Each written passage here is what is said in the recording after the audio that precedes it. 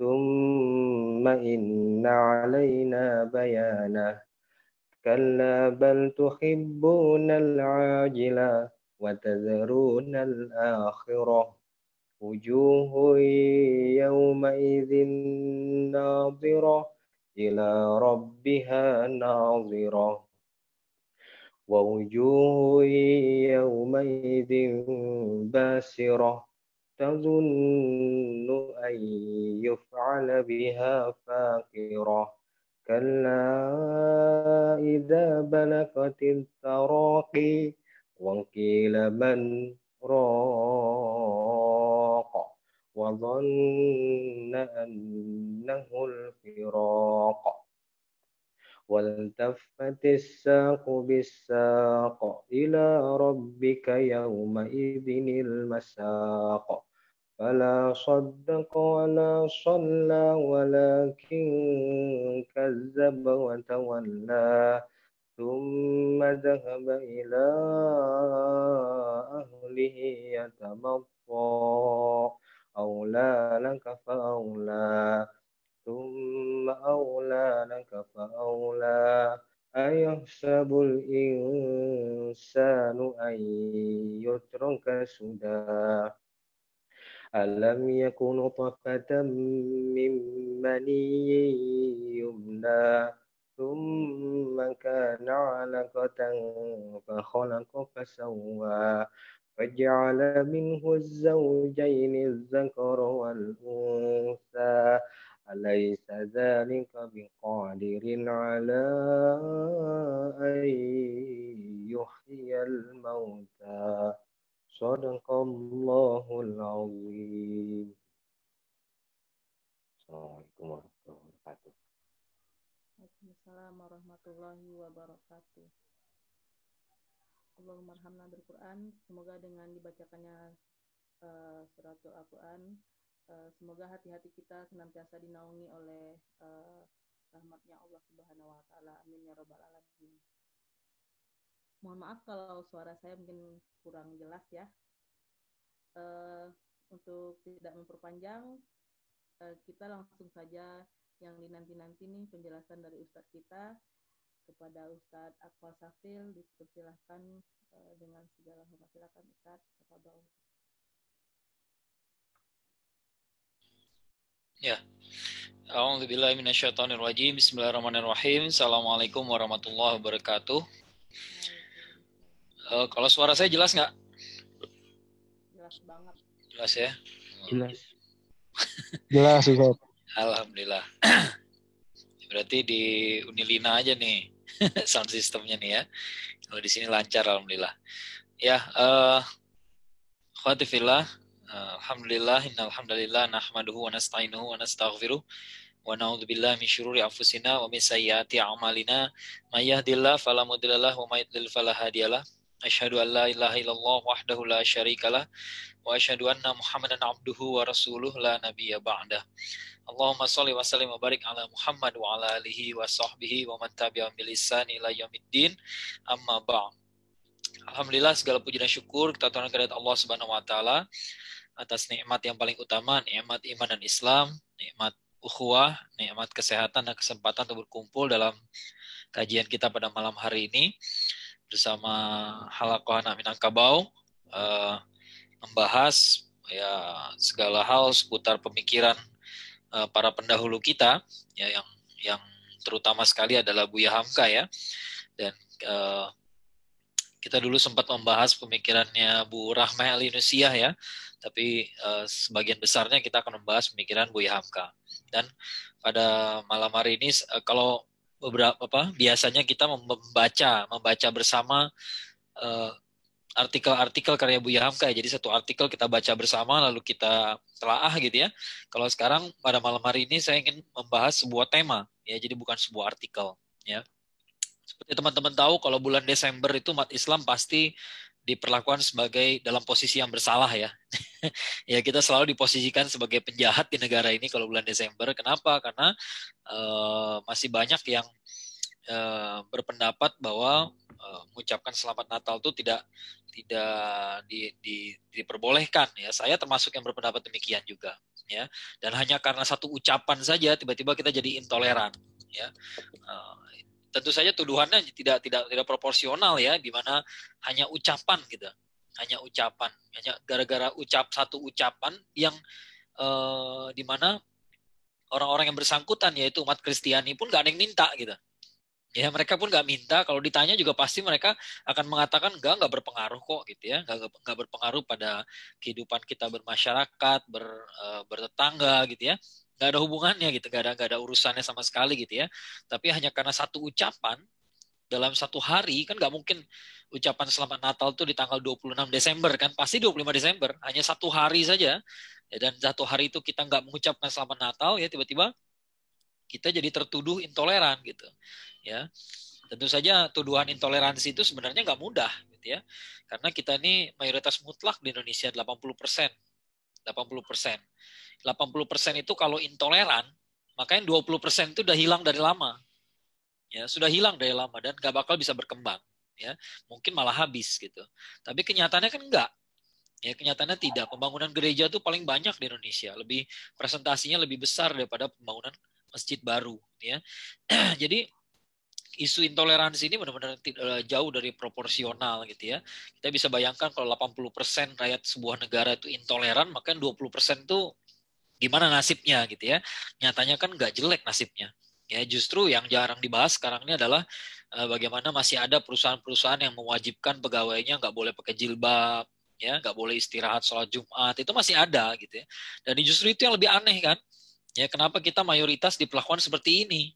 Ya, nah tapi itu dikaburkan hanya karena satu masalah ucapan yang tidak esensial sama sekali gitu ya, nggak esensial. Sama kayak kita kalau kita hidup di Amerika Serikat gitu misalnya ya, kita nggak akan mengukur toleransi dari ucapan Selamat Idul Fitri kayaknya. Ya, saya rasa kita nggak terlalu peduli amat orang kafir ngucapin Selamat Idul Fitri atau mohon maaf lahir dan batin. Kalau nggak ngucapin juga nggak masalah gitu ya.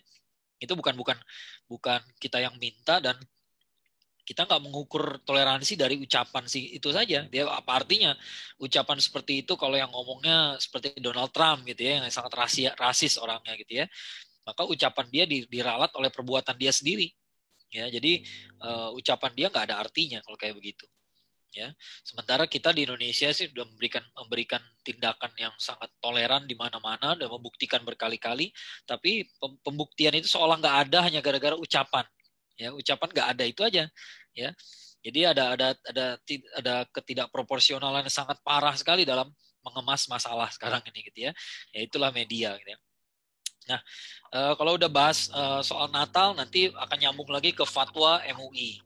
Ya, fatwa MUI tentang perayaan Natal bersama. Yang mana itu adalah fatwa yang dikeluarkan pada bulan Maret 1981. Sampai hari ini masih bisa di-download ya. Jadi fatwa-fatwa MUI bisa di-download, teman-teman bisa download di mui.or.id. Nanti di situ cari ya, ada kolom search-nya kok. Search aja gitu, perayaan Natal bersama. Nanti keluar filenya, bisa dibaca. Kita belajar membaca suatu keputusan dengan dari dokumen aslinya ya supaya kita nggak salah paham lagi gitu. Nah, pada saat tahun 81 itu kebetulan Buya Hamka masih menjabat sebagai Ketua Umum MUI ya. Memang nama beliau tidak tercantum di lembaran fatwa tadi, karena fatwa MUI itu kan hasil dari komisi fatwa. Yang komisi fatwanya adalah Pak Syukri Ghazali, ya, Kiai Haji Syukri Ghazali, dan sekretaris. Saya lupa nama sekretarisnya siapa waktu itu ya. Tapi bagaimanapun selalu diseret-seret namanya nama Buya Hamka. Ya. Nah, sekarang ini ada arus yang berbalik arah gitu ya. Sekarang ini banyak orang membawa-bawa nama Buya Hamka ke dalam arus pluralisme agama. Jadi dulu Hamka tuh dituduh intoleran gitu ya. Tapi sekarang malah dituduh sangat toleran. Sangat toleran sampai mengatakan semua agama benar gitu ya. Ada orang mengatakan begitu. Sekarang bahkan ada yang membalik-balikan cerita lagi. Ada yang membalik-balikan cerita bahwa Buya Hamka tuh keluar dari MUI itu gara-gara nggak setuju sama fatwa perayaan Natal.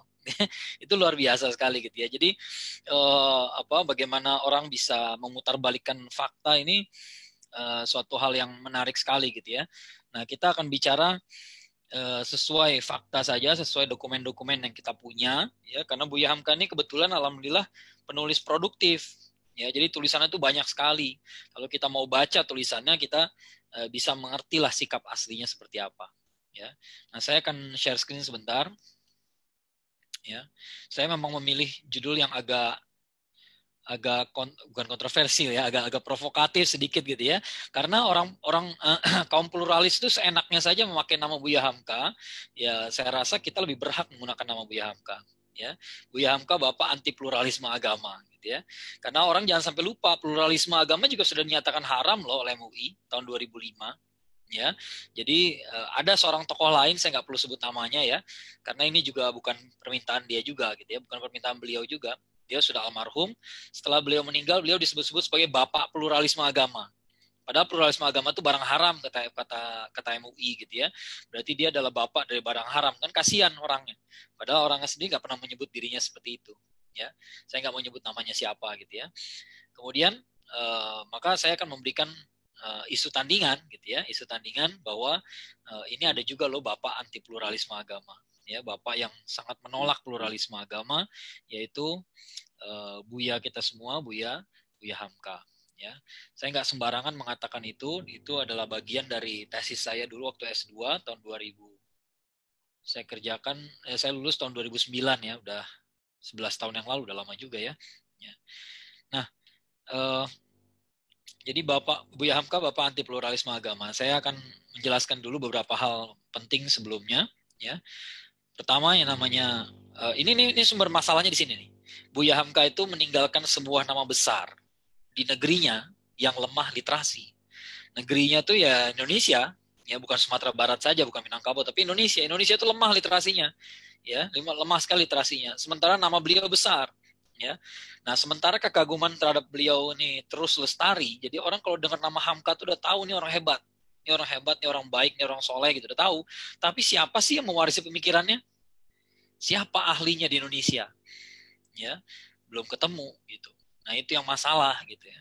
Sementara beliau punya banyak tulisan, ya banyak tulisan yang membaca nggak ada.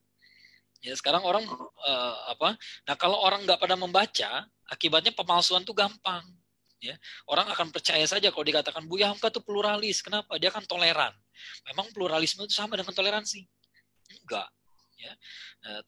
Toleran itu seperti apa? Perlu diperjelas gitu ya. Perlu diperjelas toleran itu seperti apa? Karena bisa jadi persepsi Anda soal toleransi nggak sama dengan persepsi orang lain tentang toleransi. Ya. Jadi literasi kita ini lemah. Orang banyak mencari kalimat akhirnya saja dia toleran. Nah, karena dia orang toleran berarti dia pluralis. Berarti dia anggap semua agama benar. Kapan dia bilang kayak begitu? Ya. Ini masalahnya. Ya, ini PR besar kita teman-teman semua, ya, ikhwati fillah ya. Kita yang merasa sebagai anak-anak Minang gitu ya, kita punya beban sekarang ini harus mewarisi pemikiran para pendahulu kita, pemikiran yang diwariskan, ya itu lebih penting, ya. Kenapa? Karena kalau harta diwariskan ya, jadi harta kan habis gitu, harta tuh habis, ya mungkin bisa didaur ulang, dijadikan bisnis segala macam bisa jadi uang gitu ya, tapi yang lebih penting daripada itu kan ilmu.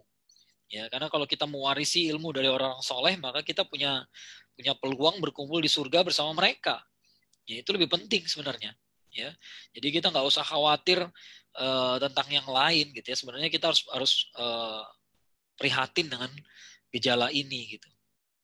Ya, kenapa banyak yang tidak membaca lagi karya-karyanya Buya Hamka? Ya, bahkan orang-orang yang seharusnya mewarisi beliau, siapa yang mewarisi beliau? Orang Minang, ya. Warga Muhammadiyah itu juga termasuk yang sangat berhak gitu ya. Dan yang ketiga orang Indonesia, ya. Ini sangat memprihatinkan karena di Malaysia setiap tahun ada seminar membahas pemikiran Buya Hamka, dan itu nggak di satu kampus gitu ya. Jadi ada beberapa kampus yang setiap tahun ada saja yang dibahas gitu, selalu ada saja yang dibahas. Mereka sangat berkhidmat sekali kalau dengar nama, sangat takzim sekali kalau dengar nama Buya Hamka disebut gitu ya, karena ini tokoh mereka juga. Ya, saya juga pernah presentasikan sebuah makalah saya di University Malaya ya tahun lalu ya, dan ya sambutan mereka mendengar nama Buya Hamka aja, sambutan mereka luar biasa gitu ya. Belum dengar mereka isi makalahnya apa gitu ya. Nah begitu dengar makalahnya ya lebih besar lagi apresiasinya ya. Sayangnya di kita masih kurang. Ya, walaupun ada perkembangan yang bagus, sekarang buku-buku beliau diterbitkan kembali. Ya itu udah ada perkembangan bagus lah. Ya, tapi belum cukup nih. Ya, masalahnya beliau peninggalan itu ada tulisan. Ya, peninggalannya tulisan, sementara kita literasinya lemah. Ya. Efeknya apa? Pemalsuan dengan mudah dilakukan. Orang bisa mengatakan saja ini Hamka, itu Hamka begini, Hamka begini, Hamka begitu. Ya, dan kita bingung semuanya. Oh dia lebih dekat dengan Hamka, tahu dari mana? Ya, dia keluarganya Hamka, dia anak cucunya Hamka. Baca bukunya enggak? Ya, nah, itu dua hal yang berbeda. Ya, dua hal yang berbeda. Kita enggak dan teman-teman tahu sendiri di dunia medsos kita ini dengan broadcast saja orang percaya apa saja kan? Ya, dengan broadcast saja orang percaya kok. Ya, Buya Hamka pernah bilang begini begitu. Itu saya udah berapa kali menerima broadcast dan saya mengatakan ini bukan Hamka nggak bilang begini. Ya, kata-katanya dipelintir sedikit-sedikit aja. Tapi kan begitu dipelintir maknanya sangat berbeda. Ya, itu yang masalah. Ya, nah karena orang banyak yang nggak menguasai pemikiran beliau, maka pemalsuan tuh gampang. Orang percaya saja. Oh, Buya Hamka bilang begini, padahal enggak. Ya, Buya Hamka bilang begitu, padahal tidak. Ya, itu bahayanya. Ya, belakangan ini nama beliau kerap dipergunakan untuk memasarkan pemikiran yang diusung oleh kalangan sekuler yang justru sangat bertentangan dengan pemikiran beliau semasa hidup. Di antaranya pluralisme agama. Ini adalah tema dari tesis saya sebenarnya. Ya, saya bikin tesis karena saya melihat ada 3 kasus, ya 3 kasus di mana ada 3 orang yang mengutip pemikiran yang konon yang mengaku mengutip pemikiran Buya Hamka, tapi setelah dicek, setelah diteliti loh ya, jadi tesis ya. Jadi kadang-kadang orang meremehkan gitu ya, tahu apa sih? Ya saya nggak bilang saya serba tahu, gitu ya. Tapi saya sudah bikin tesis tentang itu, ya. Nah, ada tiga orang yang membawa pemikiran Buya Hamka ke arah pluralisme, padahal yang beliau sampaikan tidak demikian. Ya, ini kasusnya ada 3 ya, dimulai dari Pak Syafi Ma'arif, Pak Ayang Utriza, kemudian yang ketiga Pak Hamka Haq. Nah, yang ketiga namanya Hamka juga, ya. Nah, jadi kesamaan nama pun nggak ada hubungannya dengan kesamaan pemikiran, gitu ya. Ya nggak ada hubungannya, gitu ya. Nah, kita lanjut ya. Jadi problem pluralisme agama yang pertama, problem utama dari pluralisme agama itu adalah sangat sedikit orang yang berusaha menjelaskan definisinya. Jadi pluralisme agama itu kalau teman-teman baca artikel tentang pluralisme agama, coba cari dalam artikelnya, ada nggak definisi? Ya, definisinya hampir nggak pernah dijelaskan. Ya, pokoknya semua orang merasa ngerti aja. Ya, apa pluralisme agama? Artinya toleransi. Kalau pluralisme adalah toleransi, kenapa harus ada kata pluralisme lagi? Toleransi udah kita pakai dari dulu. Pasti bukan begitu. Pluralisme itu adalah isme. Isme itu ideologi. Pasti ada satu nilai yang dijunjung tinggi. Apa nilai yang dijunjung tinggi itu? Ya, keragaman. Apa maksudnya menjunjung tinggi keragaman? Apakah keragaman harus dipertahankan? Apakah harus selalu dipertahankan? Ya, apakah keragaman harus dipertahankan? Misalnya dulu ada kasus RUU anti pornografi dan porno aksi. Tiba-tiba orang mengatakan nanti kalau RUU ini diberlakukan, orang Papua nggak boleh pakai koteka lagi. Ya, saya tanya ke orangnya, Anda pernah tanya nggak ke orang Papua, mereka yang udah meninggalkan koteka, mau nggak dipaksa pakai koteka lagi? Nggak mau mereka. Ya, mereka sudah nyaman dengan menggunakan celana, kenapa harus dipaksa lagi? Ya, apakah harus bikin beragam? Ya, apakah keragaman itu selalu bagus? Ya, apakah selalu bagus? Ya, nyatanya kalau masuk istana negara orang disuruh pakai pakaian yang ada standarnya tuh, ya standarnya diseragamkan rupanya. Ya, tidak sembarangan saja orang boleh pakai baju apa saja gitu ya, walaupun alasan ini suku asli saya pakaiannya kayak begini kok gitu ya, nggak segitunya ya, tetap aja ada standarnya gitu ya. Jadi tidak segala hal perlu diseragamkan, benar, saya setuju ya, kayak misalnya mazhab gitu ya, orang di suatu wilayah di Indonesia udah biasa mazhab Syafi'i, kita paksa jadi mazhab Hanafi, nggak bisa ya, memang nggak bisa dipaksakan seragam. Dan kita nggak bisa paksakan seluruh dunia menggunakan mazhab yang sama, nggak bisa. Ya. Tapi memang tidak semua hal juga harus dibikin beragam. Ya. Ya, sekarang orang dari berbagai daerah tiba-tiba muslimahnya mau pakai jilbab semua, lalu dia melanggar keragaman. Ya. Lalu orang mau pakai jilbab dilarang. Ya, orang pengen menutup auratnya. Ya. Apa salahnya? Ya, jadi nggak cukup mengatakan, oh pluralisme menjunjung tinggi keragaman. Apa maksudnya? Kenapa gitu? Ya. Nah, saya nggak mau panjang lebar di sini, saya hanya mengatakan bahwa saya hanya menantang saja gitu ya. Kalau ada yang mau menjelaskan apa definisi pluralisme, silakan aja. Ya, tapi dari hasil penyelidikan saya memang nggak ada. Ya, memang nggak ada yang punya penjelasan. Dan ujung-ujungnya adalah seperti yang dikatakan oleh MUI dalam fatwanya tahun 2005. Kata MUI, pluralisme agama adalah suatu paham yang mengajarkan bahwa semua agama adalah sama dan karenanya kebenaran setiap agama adalah relatif. Oleh karena itu, setiap pemeluk agama tidak boleh mengklaim bahwa hanya agamanya saja yang benar, sedangkan agama yang lain salah. Itulah keyakinan pluralisme agama, ya, ideologi pluralisme agama. Dan karena itu dinyatakan sesat, ya, oleh MUI, tidak benar. Ya, yang nanda tangani waktu itu komisi fatwanya, ketuanya adalah Bapak Wakil Presiden kita sekarang, ya, Kiai Ma'ruf Amin. Ya, jadi silakan ditanya ke Wakil Presiden ceritanya gimana nih, ya. Ya, jadi memang definisinya nggak benar gitu, tidak benar. Masa semua agama sama, jelas salah. Ya, kebenaran setiap agama adalah relatif. Nah, kebenaran relatif berarti kita udah malas aja bicara kebenaran gitu, ya. Setiap pemeluk agama tidak boleh mengklaim hanya agamanya saja yang benar, sedangkan agama yang lain salah. Kalau kayak gitu berarti bukan agama namanya. Kalau kita nggak meyakini kebenarannya berarti bukan agama. Ya, kalau kita nggak yakin bahwa agama kita benar gitu, ya, lebih benar agama kita yang benar, yang lain salah, berarti bukan agama. Ya. Pluralisme agama pada kenyataannya, nah kita bicara kenyataan sekarang. Ya, dari tadi bicara definisi ini orang bisa bicara apa saja, tapi kenyataannya, ya, kita harus lihat kenyataan. Kenyataannya pluralisme agama itu selalu dibawa oleh kelompok-kelompok yang juga mendukung sekularisme dan liberalisme. Ya, jadinya artinya lu lagi orangnya gitu, ya, setali tiga uang, dia juga gitu, ya, dia juga. Siapa dia itu? Ya, orang-orang yang mendukung sekularisme dan liberalisme. Makanya orang selalu menghubungkan ketiga hal ini dengan istilah sekularisme, pluralisme, liberalisme, disingkat jadi sepilis gitu, ya. Ini istilah yang biasa orang gunakan gitu, ya. Karena emang orang itu lagi gitu, ya. Nggak ada orang di luar kelompok sekularisme, liberalisme yang membenarkan pluralisme, itu nggak ada. Selalu mereka aja gitu, ya. Nggak pernah orang lain. Ya, nggak pernah orang lain. Ya, setiap orang yang menolak sekularisme dan menolak liberalisme pasti menolak pluralisme juga. Ya, nah, itu udah sepaket gitu. Ya, nah ini kan kenyataan di lapangan. Ya.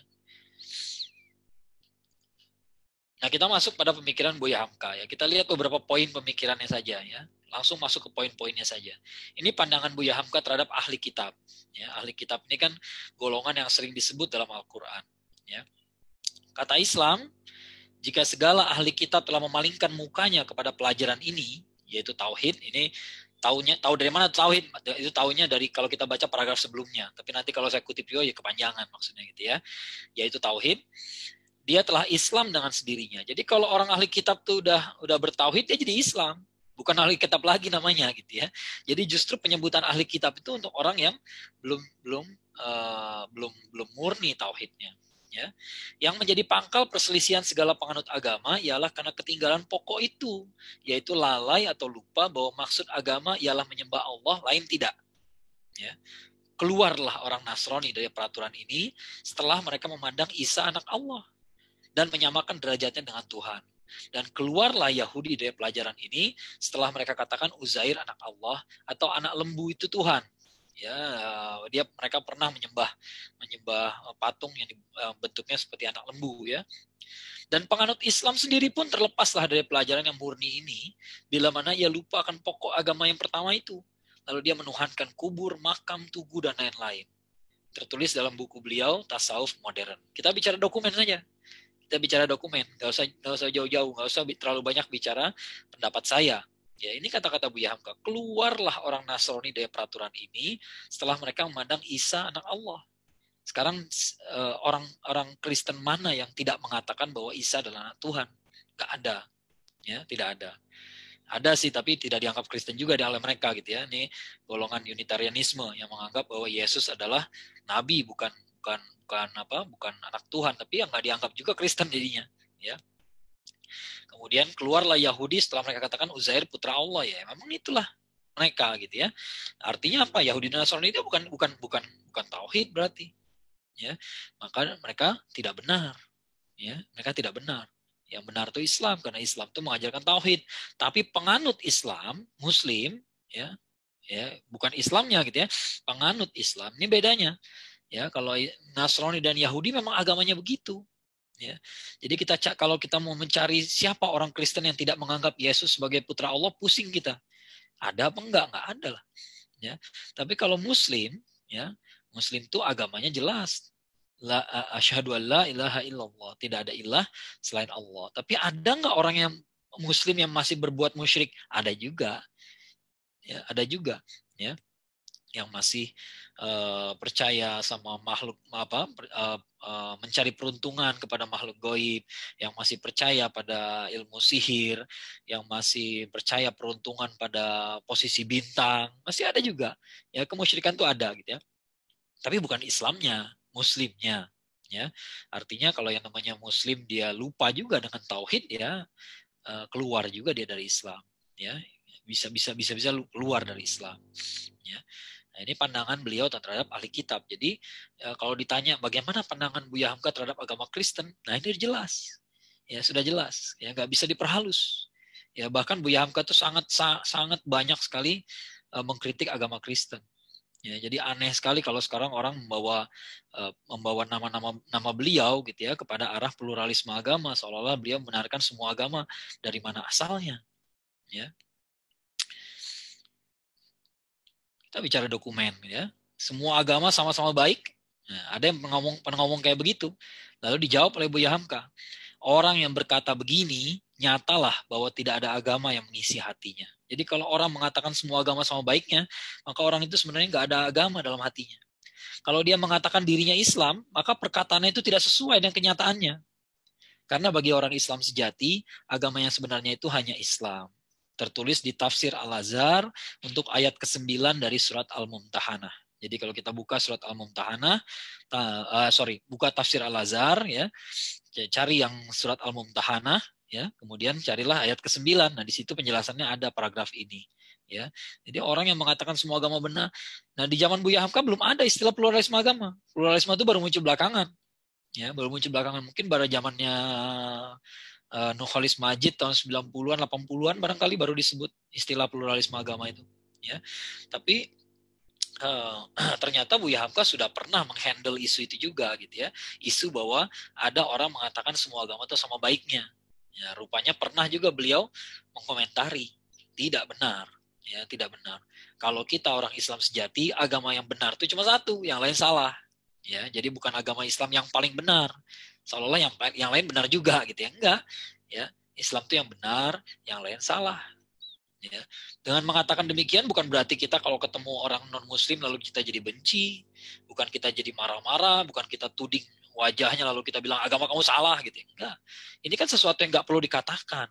Sudah dari dulu orang beragama, sudah dari dulu orang percaya agamanya itu benar dan agama yang lain salah, dan sudah dari dulu juga kita enggak berkata apa-apa soal ini. Kalau enggak ada keperluan, ya, buat apa? Apakah kita disuruh berdebat di jalanan? Enggak perlu. Nggak ada perintah seperti itu. Tapi kita harus meyakini Islam itu yang benar, yang lain salah. Kalau kita Muslim, ya. Kalau kita tanya kepada teman-teman kita yang Kristen misalnya gitu ya, lalu dijawab agama saya yang paling benar, kita nggak tersinggung juga. Kenapa? Ya kita udah tahu lah, ya. Kayak Anda beragama Kristen ya karena Anda yakin agama Kristen yang benar dan Anda yakin yang lain salah. That's fair. Ya itu adil aja, ya nggak masalah gitu ya. Ya emang agama itu sesuatu yang diyakini benar. Kalau kita nggak yakin benar, buat apa beragama itu? Ya, justru itu jadi pertanyaan kepada intelektualitas kita. Kalau Anda nggak yakin Islam itu benar, kenapa Anda beragama Islam? Ya.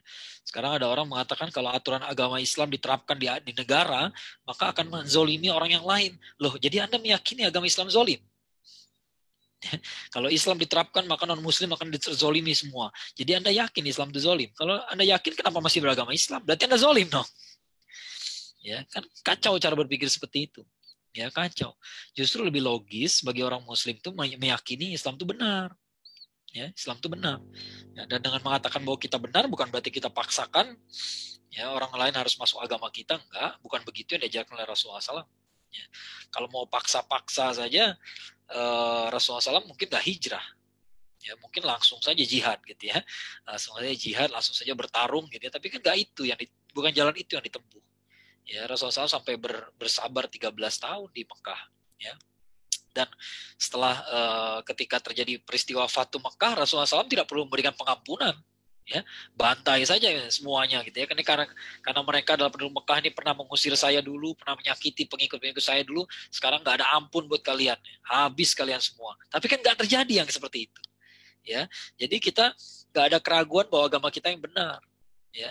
Tapi itu tidak diterjemahkan menjadi maka yang lain harus kita hajar gitu ya. Enggak, tidak pernah menerjemahkan seperti, enggak ada muslim yang menerjemahkan seperti itu, ya.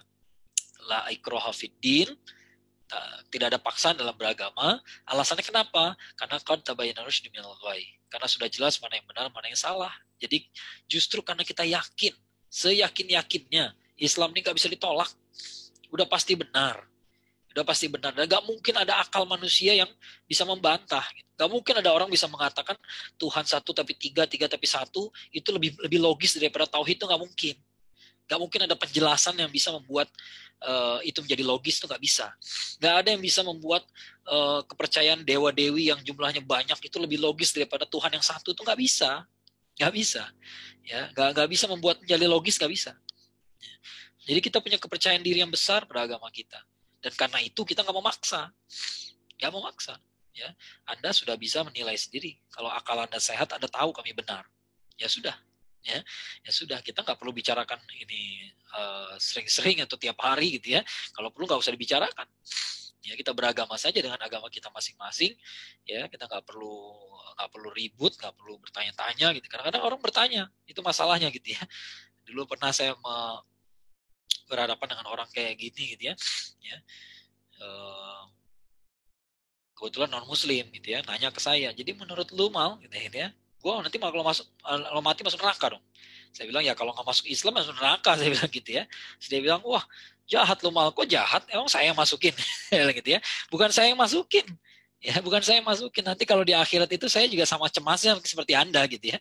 Jangan kira saya tenang-tenang saja, gue muslim pasti masuk surga. Enggak. Nanti kita sama paniknya barangkali. Ya barangkali kita sama paniknya. Wallahu a'lam bishawab. Ya walaupun nanti ada gambaran dalam hadis-hadis banyak gambaran bagaimana orang berbeda-beda ya. Ada yang ketakutan, ada yang tenggelam dalam keringatnya, ada yang malah di padang mahsyar itu malah dapat naungan. Nggak kepanasan sama sekali gitu ya, bisa ngasuh-ngasuh, nggak ketakutan sama sekali gitu ya. Ya emang kondisinya beda-beda, tapi kan saya nggak bisa menjamin saya seperti itu. Ya nanti di akhirat saya nggak boro-boro sempat mikirin orang lain gitu ya. Bukan saya yang masukin kok, ya bukan saya yang masukin ke neraka. Ya, nah kenapa lu jawab gua masuk neraka deh? Ya lu nanya. Gitu ya. Kalau nggak ditanya saya nggak bakal bilang. Ya, emang pernah saya manggil orang, mau di neraka apa kabar gitu ya? Nggak pernah. Gitu ya. Nggak pernah. Ya. Jadi itu semua masalahnya kalau ada pertanyaan. Kalau nggak ada yang nanya kan kita aman-aman aja. Ya kita ketawa-ketawa aja, kita main-main aja dengan teman kita gitu ya, nggak masalah. Ya. Tapi kalau ditanya ya jawab. Ya kita jawab. Masa kita mau bohong? Ya. Nah inilah kata-kata Buya Hamka. Silakan dicek tafsir Al-Azhar untuk surat Al-Mumtahanah ayat 9. Ya. Kemudian pandangan Hamka terhadap aliran sesat. Jadi aliran dalam Islam yang kemudian yang keluar dari Islam. Ya, nah, ini komentar beliau terhadap Ahmadiyah dan Bahaiyah. Ya, jadi beliau sudah mengomentari Ahmadiyah sejak lama. Ya. Kalau ada orang mendakwakan diri sebagai Nabi sudah Muhammad, niscaya bohonglah pendakwaannya itu. Dan barang siapa yang mempercayai akan dakwaan orang itu, berarti mendustakanlah dia akan pernyataan Muhammad. Sebab itu maka tidaklah dia golongan umat Islam atau umat Muhammad lagi. Ya, jadi orang walaupun backgroundnya tadinya Islam, tapi kalau dia pemikirannya udah kayak begini, ya dia keluar, ya, dia sesat. Ya. Ahmadiyah itu bukan cerita baru, bukan kasus baru. Ya, Ahmadiyah itu pertama kali masuk ke Indonesia itu dari murid-murid Sumatera Tawalib. Murid-murid Sumatera Tawalib itu siapa kepala sekolahnya? Ya Haji Rasul, ayahandanya Buya Hamka.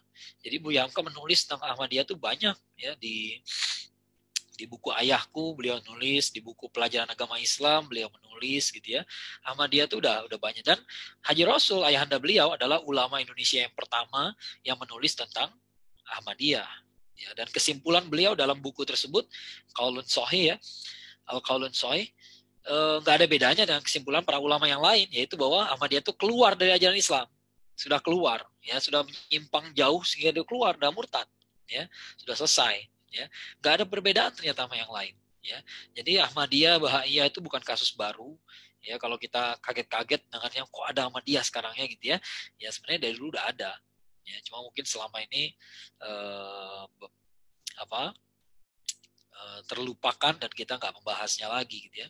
Dan kita lupa bahwa ini sudah dinyatakan sesat oleh para ulama. Ya. Dan Buya Hamka tidak berbeda pandangannya dengan para ulama tersebut. Ya. Pandangan Hamka terhadap permurtadan. Ya, jadi kalau soal Islam tadi udah pasti di Islam itu dianggap paling benar, maka keluar dari Islam itu gimana? Ya, atau mengajak orang keluar dari Islam itu gimana sikap beliau? Ya. Ini kata beliau dari bukunya Dari Hati ke Hati. Jadi sebenarnya salah satu artikel ya yang pernah dimuat di Dari Hati ke Hati itu kalau nggak dari Panji Masyarakat berarti ya. Kalau pandangan hidup Muslim itu dari Gema Islam. Nah, jika datang orang yang mengajak untuk memeluk agama lain, maka mempertahankan keislaman adalah hak asasi semata. Ya. Sebaliknya, orang yang diam saja menyaksikan anggota keluarganya diajak berpindah agama, maka itu bukanlah cerminan dari sikap toleran, melainkan kepengecutan. Ya. Dari satu paragraf ini saja kita dapat beberapa hal. Ya. Dapat beberapa hal. Pertama, murtad itu nggak baik. Ya. Karena Islam itu yang benar, maka keluar dari Islam itu salah. Make sense. Ya, logis gitu ya. Ya, kedua, ya kalau kita lihat anggota keluarga kita diajak pindah agama, kita nggak boleh diam. Ya, jadi bukan malah aksi individu ya. Ini yang diharapkan orang-orang sekuler. Orang sekuler tuh pingin kita nih, keluarga kita ini tercerai-berai. Ya, anaknya mau pindah agama, mau pacaran beda agama, bapak nggak boleh ngelarang. Nah, kalau ngelarang berarti toxic parent gitu ya. Ya, orang tua yang toxic dianggapnya gitu ya, barangkali gitu ya. Nah, jadi kita Buya Hamka nggak berpikir demikian. Ya, nah kita nih harus gelisah gitu lihat anggota keluarga kita diajak berpindah agama. Ya, karena pindah agama itu fatal. Ya, urusannya bukan dunia. Mungkin di dunia dapat sesuatu, makanya pindah agama, makanya keluar dari agama Islam. Ya, tapi di akhirat dapat apa? Itu yang pertanyaannya gitu ya. Dapat apa? Dapat azab. Ya, kalau di surat An-Naba kan gambaran azabnya mengerikan sekali. Fadzuqu falan nazidakum illa adzaba. Ditambahkan, nggak ada ditambahkan pada mereka itu kecuali azab. Jadi azab tuh menghantam terus-menerus, dak, nggak ada istirahatnya, nggak ada berhenti pecut. Kalau di dunia, ya penyiksaan itu pasti ada istirahatnya. Kenapa? Minimal agojonya butuh istirahat. Ya, agojo butuh istirahat. Tapi di akhirat tidak demikian, di neraka tidak demikian. Ya. Dan kalau kita diam melihat anggota keluarga kita pindah keluar dari agama Islam, bukan toleran namanya. Nah, berarti kita bertemu dengan konsep toleransi. Minimal pengertian toleransi dalam arti negatif ya. Artinya apa? Artinya Buya Hamka menjelaskan itu bukan toleransi. Ya, jadi memang Buya Hamka nggak menjelaskan. Kalau secara positif, Hamka menjelaskan apa itu toleransi. Tapi ini enggak. Hamka hanya mengatakan ini bukan toleransi. Ya, maka itu bukan toleransi, melainkan kepengecutan. Ya, kepengecutan. Ini cara beliau menjelaskan. Ya, jadi udah pasti bukan itu. Ya, bukan. Memang tidak dijelaskan secara gamblang, tapi bukan yang itu. Ya, jadi kita nggak boleh berdiam diri saja. Ya, lihat keluarga kita keluar dari agama Islam. Ya, kita toleran sama orang lain yang di luar agama Islam, tapi keluarga kita jangan diajak ke sana. Ya, dan kita harus gelisah. Ya, harus marah, harus melawan, harus mempertahankan keislaman dengan segala cara, bukan keislaman kita saja, tapi keluarga kita juga. Nah, buku Dari Hati ke Hati itu kan kumpulan dari artikel-artikel beliau di rubrik Dari Hati ke Hati di majalah Panji Masyarakat ya. Panji Masyarakatnya sesudah tahun 66.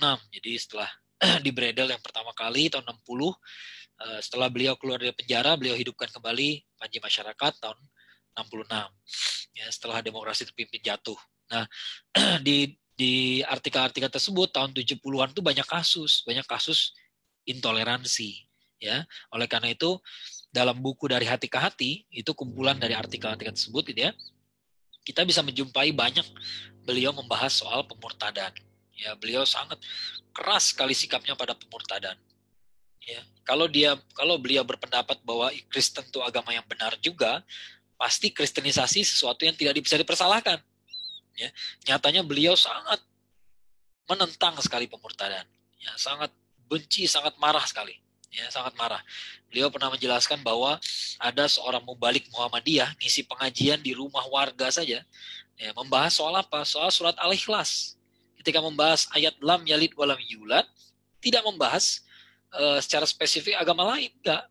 Pokoknya hanya menjelaskan bahwa Allah itu enggak beranak dan tidak diperanakkan. Tiba-tiba diperkarakan oleh sebagian warga yang beragama Kristen. Ya, Buya Hamka marah sekali di situ. Ya, beliau langsung datang, padahal beliau waktu itu kan jadi penasihat PP Muhammadiyah. Ya, jadi statusnya tinggi sekali. Jadi beliau langsung turun tangan mengurus masalah ini, gitu ya. Dan beliau jelaskan bahwa kita umat Muslim punya hak untuk mengajarkan agama kita. Ya, dan kita nggak menyinggung yang lain. Kita cuma ingin bilang bahwa Allah tuh nggak punya anak, bukan anak siapa-siapa. Ya, masalah saudara-saudara kita yang Nasrani percaya bahwa Tuhan punya anak, itu urusan masing-masing. Ya, kita nggak bicarakan mereka. Ya, tapi kita meyakini Allah itu demikian. Ya, yang ternyata yang kayak begitu pun disikapi dengan intoleran oleh teman-teman kita yang beragama Nasrani pada saat itu, gitu ya. Ini kasus yang banyak terjadi tahun 70-an. Kalau kita baca dari hati ke hati, kita akan tahu. Ya, kita akan tahu. Kalau baca buku itu kita akan tahu ada satu bab khusus, ya, dikumpulkan artikel-artikel tentang masalah yang seperti ini, ya. Masalah intoleransi singkatnya, gitu ya. Nah, ada buku beliau tentang giroh yang sangat bagus sekali. Saya pernah jelaskan bahwa kalau teman-teman mau mulai membaca karya-karya Buya Hamka, mungkin bisa dimulai dari buku giroh.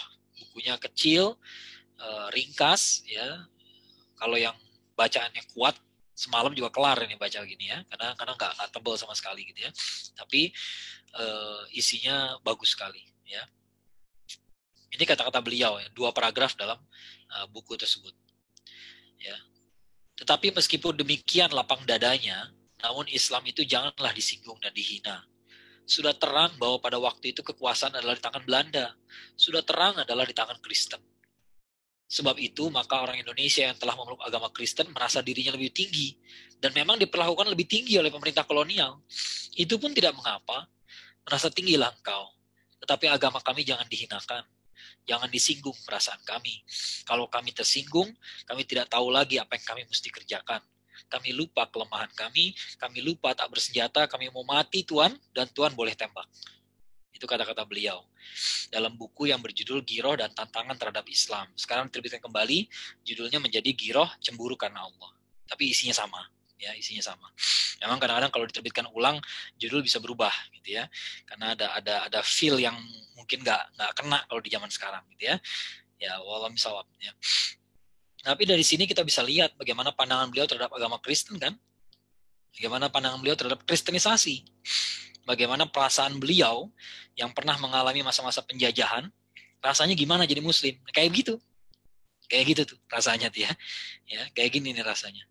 Ya, dalam salah satu pidato beliau di sidang konstituante, beliau juga mengatakan bahwa Islam tuh udah lama ada di Indonesia dan mewarnai perjuangan kita.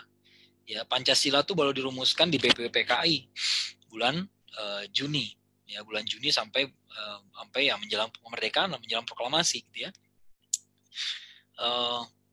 Rapat BPPKI kan dari akhir Mei, ya, sampai bulan Juni. Ya. Nah, Pancasila itu baru dirumuskan kemudian, ya. Sebelum ada Pancasila, orang udah berjuang dengan atas nama Islam, ya. Dan ketika kami berjuang melawan penjajah dulu, ya, ini kata-kata beliau yang agak tajam, ya, bukan kata-kata persisnya karena saya nggak begitu hafal kata-kata persisnya, kurang lebihnya begini, ya. Kami umat Islam itu sudah berjuang melawan penjajah, dan dulu ketika kami melawan Belanda, kami agak sulit membedakan, ya, di mana posisi saudara-saudara kami yang beragama Kristen. Ya, itu gambarannya, gitu ya. Ya, kenapa? Ya karena agamanya sama dengan orang Belanda. Apakah kita bisa mengharapkan mereka melawan sekuat kita? Apakah kita bisa mengharapkan mereka berjuang sekuat kita ketika musim penjajah? Susah. Ya, susah. Ya. Akan tetapi dalam iklim kemerdekaan sekarang ini, kata beliau, gitu ya, kita semua sudah bersatu sekarang, ya. Jadi beliau ingin mengatakan bahwa yang dari dulu berjuang itu umat Islam, ya. Karena itu jangan dipertanyakan nasionalisme kita, ya. Justru dulu ada yang perjuangannya kurang kuat, ya. Kenapa? Karena ada kesamaan agama dengan penjajah, ya. Tapi bukan kita, nah, gitu ya. Ya, jangan disamakan. Ya, kita seperti yang selalu saya katakan, umat Islam ini bukan mau menafikan kontribusi yang lain, ya. Tapi kalau umat Islamnya malah dinafikan kontribusinya, itu ya malah lebih blunder lagi, lebih nggak masuk akal lagi, lebih tidak pantas lagi, ya, lebih nggak pantas lagi. Kita lanjut. Nah, ini lebih seru lagi. Ini ayat yang paling sering dipakai oleh kaum pluralis, yaitu surat Al-Baqarah ayat 62. Ini juga yang menjadi alasan, yang menjadi apa ya, menjadi yang kemudian menurut saya dipelintir oleh Pak Syafi'i Ma'arif dan Pak Yang Mutriza. Ya, di sini dinyatakan, ya, ayatnya mengatakan, sungguhnya orang-orang mukmin, orang-orang Yahudi, orang Nasrani, orang Sabiin, siapa saja di antara mereka yang benar-benar beriman kepada Allah hari kemudian dan beramal solih, mereka akan menerima pahala dari Tuhan mereka, tidak ada kekhawatiran pada mereka dan tidak pula mereka bersedih hati. Ya, kurang lebihnya demikian. Maknanya kurang lebih sama, bisa ditemukan di surat Al-Maidah ayat 69. Ya. Nah, orang kalau bacanya terjemahan, ini seperti saya bilang, bangsa Indonesia ini lemah literasi. Ya, jadi ketika baca Quran, udah jelas Quran itu punya ulumul Quran. Udah jelas nggak semua orang bisa jadi ahli tafsir Quran. Begitu baca Quran yang dibaca terjemahannya saja. Ya, memang ada ayat-ayat tertentu yang baca terjemahan aja kita udah bisa nggak bakalan nyasar banget lah gitu misalnya gitu ya. Qul huwallahu ahad, katakanlah bahwa Allah tuh Maha Esa. Ya, saya rasa walaupun penjelasannya bisa panjang gitu ya, tapi saya rasa dengan baca terjemahan pun kita nggak akan sesat lah. Ya, sesat tuh nggak bakal gitu ya. Udah jelas Allah tuh Maha Esa, selesai. Ya, tapi ada ayat-ayat yang harus dibaca dengan petunjuk bimbingan oleh para ahlinya. Nah, harusnya kita baca tafsir. Ya, tapi kalau nggak baca tafsir, terjemahan doang, akhirnya kita galau sendiri. Wah, orang mukmin, orang Yahudi, orang Nasrani, orang Sabiin, siapa saja yang beriman pada Allah hari kemudian beramal solih, dapat pahala dari Allah. Nah, berarti ada Yahudi, Nasrani beriman, ada Sabiin beriman. Ya, galau lah kita. Ya, padahal Bu Yamka menjelaskan dalam tafsir Al-Azhar secara sangat sistematis. Bagaimana sistematikanya beliau menjelaskan? Ya, nah ini penjelasan beliau. Yang pertama, kembalikan konteksnya pada pertanyaan Salman Al-Farisi radhiyallahu anhu. Ya, Salman itu pernah bertanya kepada Rasulullah SAW. Jadi sebelum ketemu Rasulullah SAW, Salman itu mencari kebenaran. Dia kerja dengan orang-orang beragama Yahudi, Nasrani, gitu ya. Dan dia cari majikannya yang orang-orang soleh. Ya. Nah, orang soleh dari Yahudi, dari Nasrani, dari yang Yahudi, dari baca Taurat dia jelaskan nabi terakhir itu kayak begini. Dari yang majikan yang Nasrani yang baca Injil dia kasih tahu nabi akhir zaman tuh kayak begini ciri-cirinya. Ya. Kemudian di Madinah Salman ketemu dengan orangnya langsung. Wah, ini dia orang yang dibicarakan oleh majikan-majikan saya dulu. Ya. Kemudian beliau uji sedikit. Dia ingin lihat buktinya bahwa Rasulullah SAW betul-betul orang yang dia cari. Begitu ketemu langsung dia cium kakinya gitu ya. Ini hasil pencarian yang panjang. Itu ceritanya Salman Al-Farisi radhiyallahu anhu. Itu cerita versi super singkatnya lah gitu ya. Jadi Salman ini mencari-cari. Nah, suatu hari setelah masuk Islam dia tanya, dulu majikan saya orang-orang soleh, ya Rasulullah, ya orang-orang soleh tadinya. Ya, dia baca Taurat gak dipelintir-pelintir, baca Injil gak dipelintir-pelintir, dan mereka kasih penjelasan pada saya tentang nabi terakhir. Nabi terakhirnya penjelasannya jelas gitu, benar gitu ya, terbukti sekarang. Ya. Jadi kira-kira orang dulu gimana, masuk neraka masuk surga gitu ya. Ya, yang kemarin kan agamanya secara formal dia nggak pernah berbaca syahadat, ya. Dia bukan muslim, ya. Kira-kira masuk surga apa masuk neraka? Maka turunlah ayat ini sebagai jawaban. Jadi konteksnya adalah konteks pertanyaannya Salman Al-Farisi radhiyallahu anhu. Ya, artinya apa? Nah, maka masuk ke poin kedua. Maka Buya Hamka menjelaskan makna Yahudi, Nasrani, dan Sabiin sesuai dengan konteks pada masa itu. Apa sih Yahudi zaman dulu? Artinya apa? Arti kata Yahudi di masa itu sama nggak dengan zaman sekarang?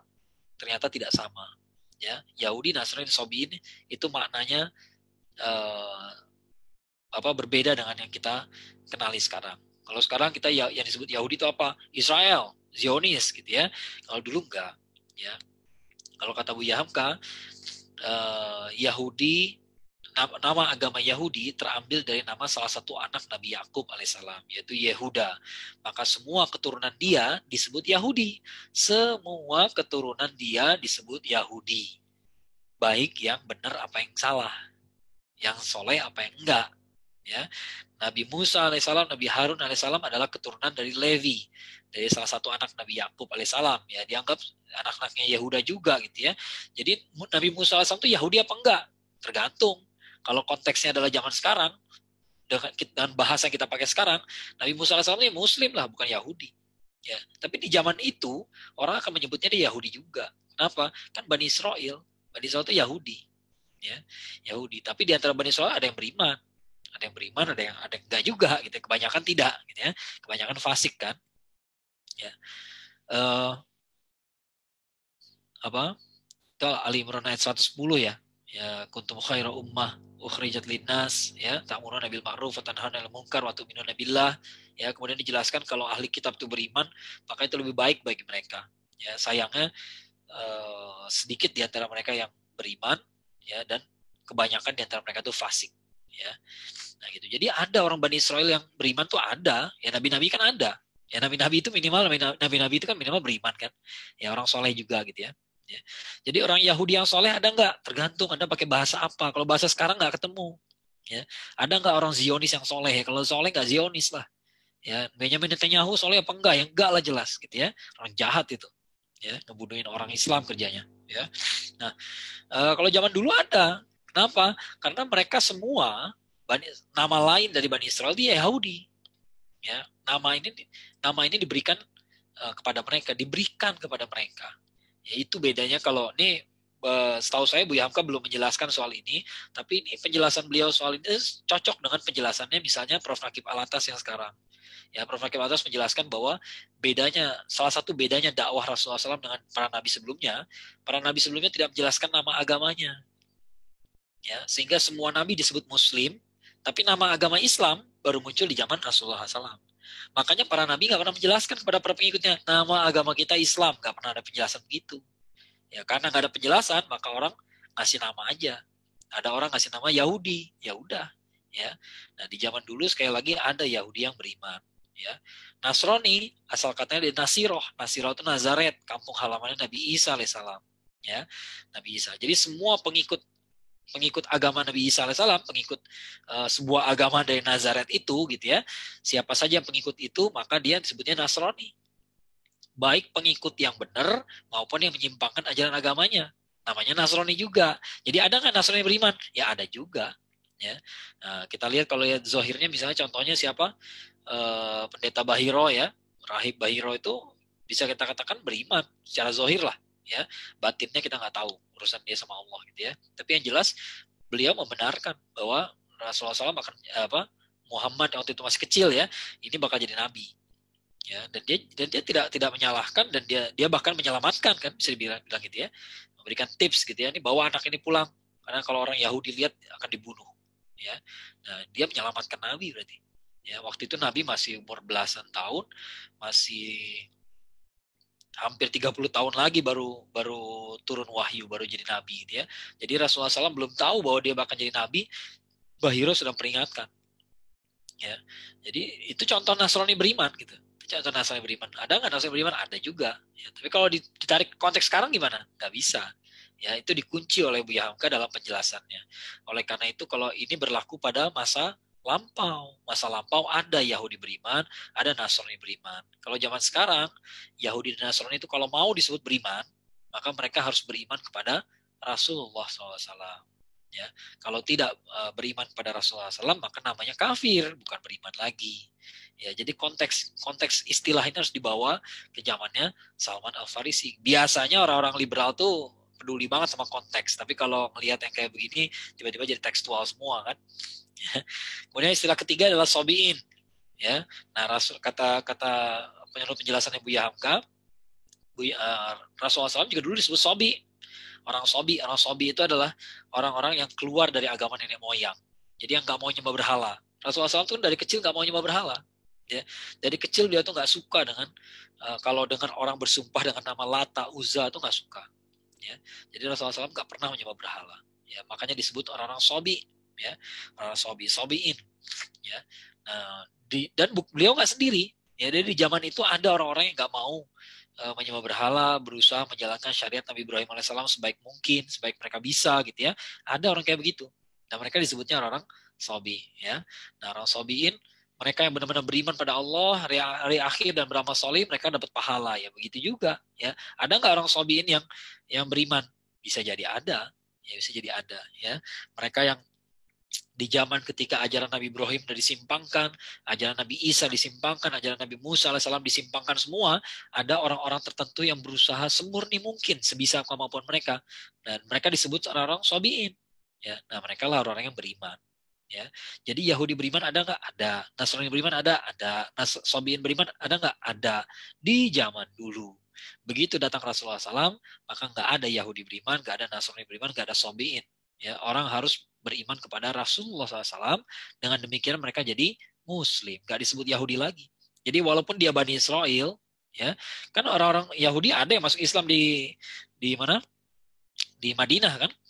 Ya, di Madinah tuh ada orang-orang yang masuk Islam di Madinah, orang Yahudi gitu ya. Tapi setelah masuk Islam mereka nggak menyebut dirinya Yahudi lagi. Ya, tidak disebut lagi Bani Israel, udah nggak jadi sebutan kebanggaan lagi. Ya, mereka nggak bangga lagi saya keturunannya siapa-siapa, ya nggak dibanggakan lagi. Yang dibanggakan adalah akidah. Ya, maka nama agamanya adalah Islam. Ya, bukan nama agama.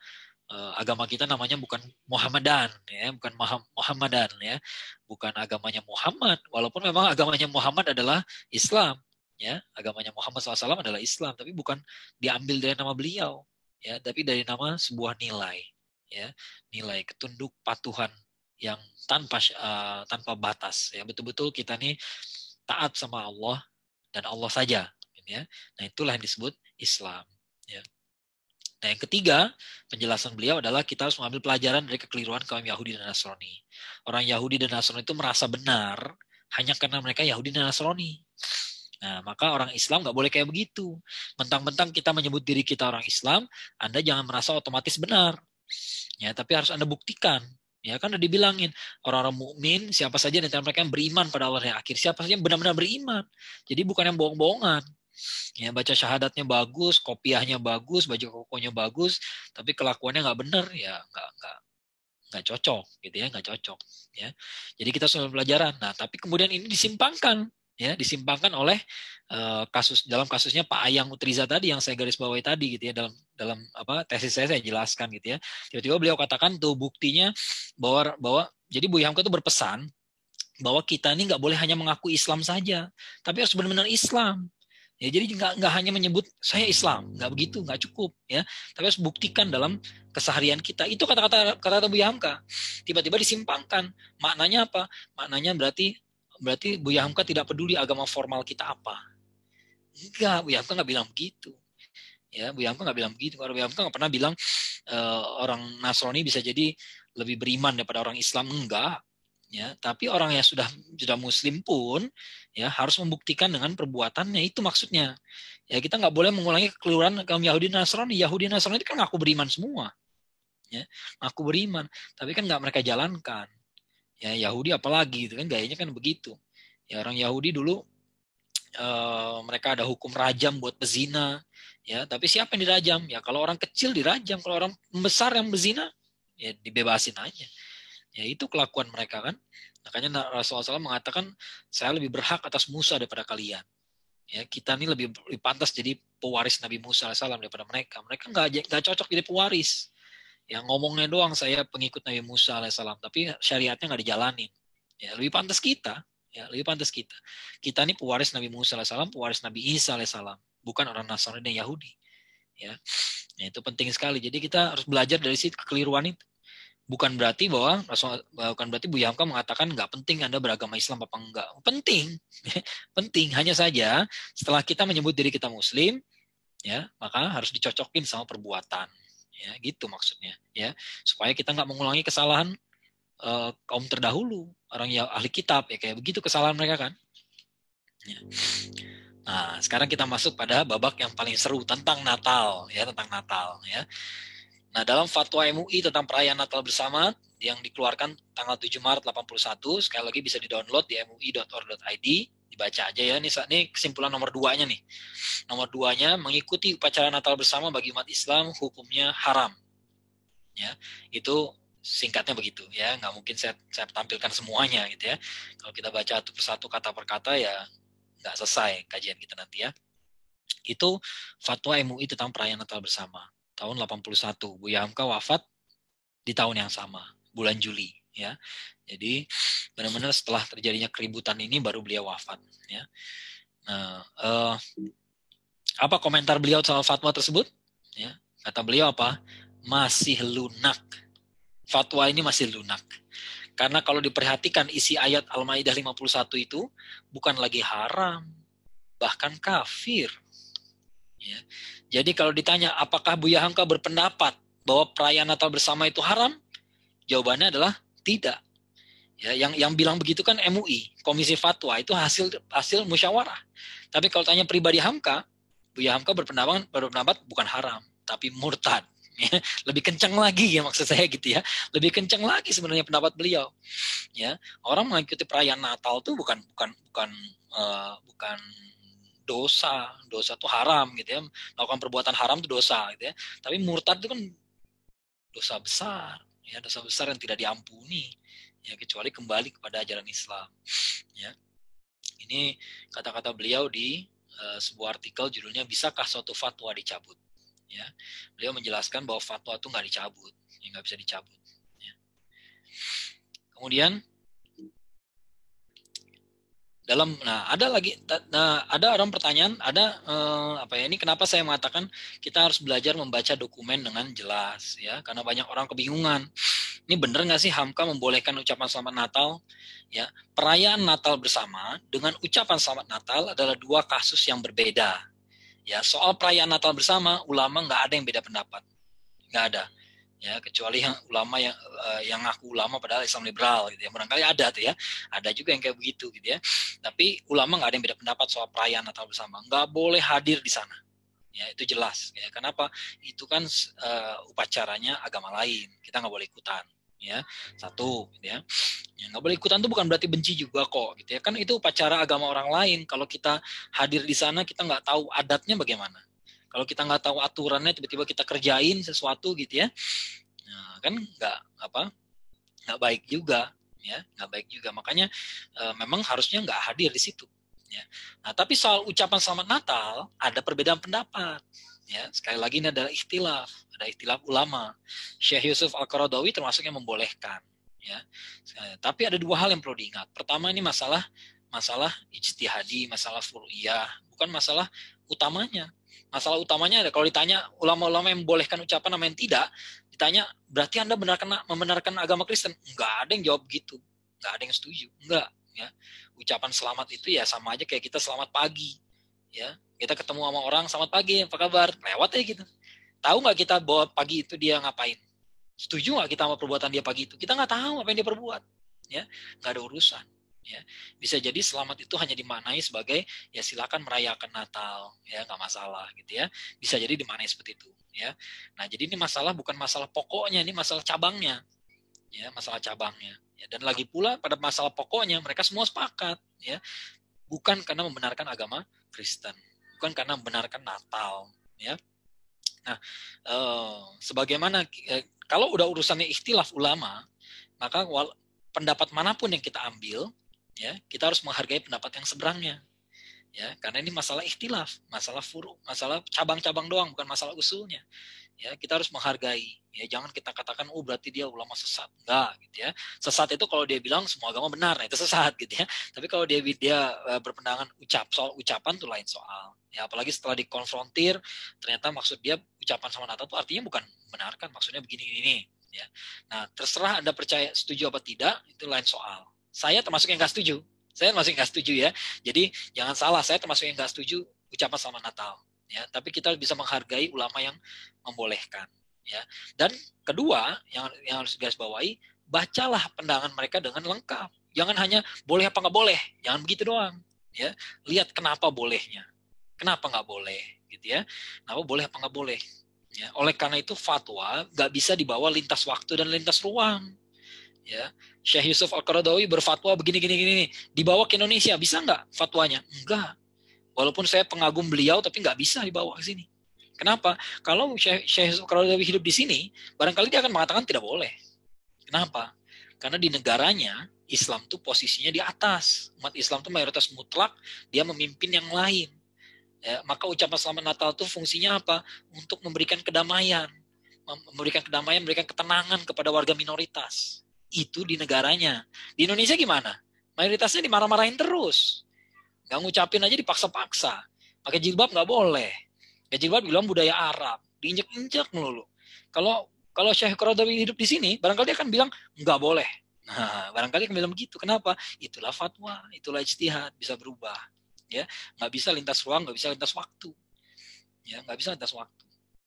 Ya, termasuk pandangan Buya Hamka dalam hal ini. Bisa nggak dibawa ke zaman sekarang? Kalau dia lihat kehidupan kita sekarang, barangkali beliau akan mengatakan nggak bisa. Ya, nggak bisa. Kita terlalu banyak diinjak-injak. Ya, terlalu banyak kita ini diragukan. Nasionalismenya lah diragukan, ininya lah, itunya lah. Ya, nggak usah ngucapin. Nah, gitu ya, barangkali. Ya, walau bisawab. Ya. Nah, saya menemukan dalam tulisannya, di mana beliau sendiri mengatakan dia pernah mengucapkan Merry Christmas. Ya, di mana dalam bukunya judulnya 3 bulan ya, bukannya 4 bulan ya, 4 bulan di Amerika, kenapa saya nulis 3 ya, salah ya, 4 bulan di Amerika ya. Dalam buku 4 bulan di Amerika, Hamka menyebutkan bahwa beliau mengucapkan Selamat Natal. Tapi kepada siapa? Kepada pilot pesawat dari Australia yang akan membawanya ke Indonesia. Bukan ke orang Indonesia, ke Australia. Waktu itu beliau cerita pesawatnya kosong, sepi.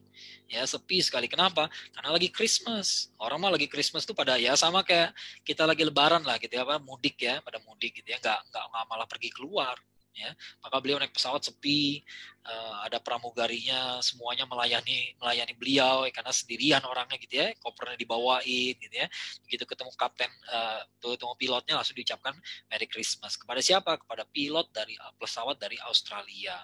Ya, perlu digarisbawahi juga. Ya, mungkin ada yang mengatakan, oh kalau ngucapin Selamat Natal berarti membenarkan agamanya, Ustaz, gitu ya. Coba kita cermati bukunya. Buku 4 bulan di Amerika itu beliau sangat banyak mengkritisi agama Kristen dan berbagai cabangnya. Berbagai cabang Kristen. Ada yang jelaskan Mormon, ada yang jelaskan ada Father Divine ya. Jadi ada orang yang mengaku sebagai anak dari Tuhan Bapa gitu. Titisan dari Tuhan Bapa. Jadi pencilan aliran sesat lah di agama Kristen gitu ya. Nah, beliau banyak membahas soal agama Kristen di dalam bukunya dan beliau mengkritisi habis. Gitu ya. Jadi ucapan beliau Merry Christmas tidak dalam rangka membenarkan ajaran agama Kristen. Tidak mungkin. Ya, karena kita tahu reputasi Buya Hamka dari semua tulisannya nggak pernah ada yang membenarkan dan dalam buku itu pun tidak gitu. Ya. Nah, jadi kalau kita mau meneliti pemikiran secara komprehensif begitu. Jangan cuma lihat ujungnya doang. Wah, Buya Hamka bilang Merry Christmas berarti bla bla bla bla. Berartinya panjang banget gitu. Jangan. Ya, kalau kita mau ilmiah, bacanya banyak, kesimpulan 1 2 3 aja. Ya, jangan sebaliknya, bacanya sedikit, kesimpulannya 12 bab. Itu enggak ilmiah, ya, enggak ilmiah. Ya, yang ilmiah itu kita baca secara komprehensif, kesimpulannya sedikit-sedikit. Ya. Jadi walaupun beliau mengucapkan Selamat Natal, latar belakangnya bukan persetujuan atau pengakuan akan kebenaran agama Kristen. Itu bisa Anda yakini. Bisa Anda yakini. Terlalu banyak bukti bagaimana Buya Hamka mengkritisi agama Kristen. Ya, banyak sekali buktinya. Karena masalah kristenisasi itu masalah yang sangat nyata di zaman beliau. Zaman sekarang juga sih, gitu ya. Tapi di zaman beliau sangat mengalami masalah ini dengan nyata. Jadi beliau banyak merespon masalah itu. Ya, bukan sesuatu yang baru. Kalau kita baca tulisan-tulisan Buya Hamka tuh kita nggak akan harusnya kita nggak kaget ya melihat sikap beliau sangat keras terhadap pemurtadan, terhadap kristenisasi. Tapi at the same time, ya, maka jangan kaget kalau tiba-tiba, misalnya dalam buku 80 tahun Buya Hamka ya, ada 70 tahun Buya Hamka. Ya, jadi kalau zaman dulu tuh kalau orang besar, usia ada 60 tahun, 70 tahun, 80 tahun, dibikinkan buku. Buku itu berisi komentar-komentar dari para sahabat ya, tentang beliau gitu ya. Ternyata ada juga orang-orang non-muslim, orang Nasrani yang memberikan sambutan. Buya Hamka nih orangnya baik, toleran, bla bla bla gitu ya. Ya memang toleran. Dan toleransi dalam Islam tidak berarti membenarkan. Ya, nggak ada urusan dengan membenarkan. Tetap kita yakin Islam ini benar, yang lain salah. Kita nggak benci sama yang lain. Kalau bisa sih kita pengen seluruh manusia dapat hidayah. Ya, kita nggak membenci. Ya, kalau kita bayangkan neraka, kita nggak berharap seorang pun masuk neraka. Ya, tapi yang masukin orang ke neraka itu bukan kita. Ya, jadi orang masuk neraka itu bukan gara-gara kita menginginkan mereka masuk neraka, bukan. Tapi karena Allah menetapkan demikian. Ya, dan kalau kita bilang orang kafir masuk neraka, bukan karena kita pengen, bukan. Kalau nanya pengennya kita sih, pengennya nggak ada aja sekarang neraka gitu ya. Nggak usah ada neraka lah, surga aja gitu ya. Ya, kasihan orang di neraka gitu ya. Tapi kan Allah nggak berkehendak demikian. Dan kita harus menyampaikan kehendak Allah. Kita nggak boleh pura-pura Allah nggak bilang kayak begitu. ya nggak bisa. Ya.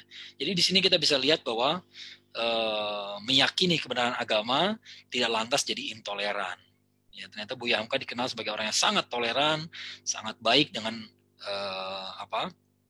orang lain, orang beragama lain, termasuk beragama Nasrani. Padahal agama Nasrani itu sering beliau kritisi, sangat beliau kritisi. Ya, yang dikritisikan pemurtadannya, kristenisasinya. Ya, kalau ada orang Nasrani yang tidak melakukan itu, ya tidak dimusuhi. Ya, kan sangat-sangat fair, ya, sangat masuk akal. Ya, sangat adil. Ya. Saya simpulkan saja dalam 3 poin. Yang pertama, bagi Hamka agama yang benar itu hanya satu, yaitu Islam. Karena itu menghubungkan nama beliau dengan pluralisme agama adalah kebohongan. Ya, kebohongan. Terlalu banyak buktinya. Ya. Kecuali orang hanya ngomong hanya berslogan-slogan saja gitu ya. Hamka tuh orangnya toleran. Nah, itu semua orang bisa ngomong kayak begitu gitu ya. Tapi coba kita bicara dokumen. Ya, coba kita bicara dokumen. Mana dokumennya? Buya Hamka pernah bilang ABCD. Ya, kita lihat. Ya. Kemudian fatwa MUI yang mengharamkan perayaan Natal bersama adalah keputusan MUI, bukan keputusan Buya Hamka sendiri. Pandangan Buya Hamka terhadap perayaan Natal bersama justru lebih keras daripada fatwa tersebut. Ya, pandangan pribadi beliau, orang kalau hadir di perayaan Natal orang Muslim, maka bukan dosa tapi murtad. Itu pandangan beliau. Yang ketiga, pandangan beliau terhadap ucapan Selamat Natal, ya, kalau kita lihat nih, beliau nggak pernah menjelaskan secara gamblang, tapi ternyata beliau tidak ragu-ragu menjelaskan bahwa beliau pernah mengucapkan Merry Christmas, ya, pernah mengucapkan Selamat Natal. Jadi tapi apapun alasan yang beliau melakukan itu, yang pasti harus diletakkan sesuai konteks. Konteksnya apa? Konteksnya di Australia, ya, bukan di Indonesia, ya, bukan di Indonesia, ya, bukan karena dipaksa-paksa, bukan karena didesak-desak harus jadi toleran, bla bla bla, gitu ya, enggak, ya, dan dipahami latar belakangnya, bukan sekedar kesimpulan boleh tidaknya. Ya, boleh berarti begini, tidak berarti begini. Nah, itu nggak bagus ya, boleh satu kalimat doang, boleh. Maka kesimpulannya A, B, C, D. Tidak boleh berarti A, B, C, D, nggak ilmiah. Ya, coba pahami bagaimana beliau membangun pemikirannya. Ya, yang pasti, ya kita nggak tahu pasti kenapa beliau mengucapkan Selamat Natal. Mungkin kita belum inkonklusif di situ ya, ya belum sampai pada konklusinya di situ. Tapi yang jelas bukan untuk membenarkan agamanya, ya tidak membenarkan agamanya. Ya, dan tidak beliau lakukan setiap saat juga, ya nggak ada ceritanya tuh tiap tahun ucapan Selamat Natal di Indonesia gitu ya, paling nggak ada dokumennya. Ya kalau orang bilang pernah begini pernah begitu, ya kalau orang bilang saja ya semua orang bisa bilang apa saja, ya, tapi nggak ada dokumennya. Ya, yang ada ucapan Selamat Natal tuh ada konteksnya, ya, dan alasannya mungkin kita nggak tahu persis alasan pastinya, tapi yang pasti bukan karena kesalahan pada akidah, ya, bukan karena menganggap agamanya benar, bukan, ya. Kritik-kritik Hamka pada Kristen dan kristenisasi jauh lebih banyak daripada daripada tulisan-tulisan yang bisa dimanipulasi ke arah pluralisme itu. Jauh sekali, ya, terlalu konyol. Nah, ini masalahnya sekali lagi kembali pada poin pertama sekali yang saya jelaskan adalah bahwa Buya Hamka itu meninggalkan nama besar di negeri yang literasinya sangat lemah. Ini yang susah.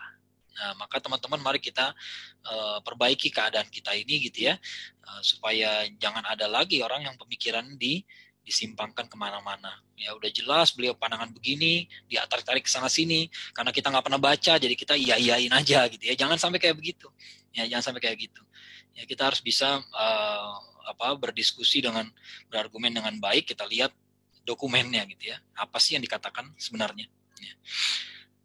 Saya cukup sampai sini dulu. Ternyata 9:06 ya. Saya kembalikan pada moderator, mana Unilina. Padahal nih. Alhamdulillah. Alhamdulillahirrahmanirrahim. Ya. Ini teman-teman masih nyimak dengan baik ya. Materinya dalam sekali ya teman-teman ya. Ternyata fatwa MUI yang dikeluarkan pada saat itu tidak sekedar kalimat yang hanya sebatas maknanya seperti itu saja. Ternyata malah pendapat Buya sendiri jauh lebih tajam ya Ustadz ya. Nah, bagi teman-teman yang pengen bertanya, tadi ada yang raise hand ya. Silakan mau bertanya langsung boleh. Di unmute aja.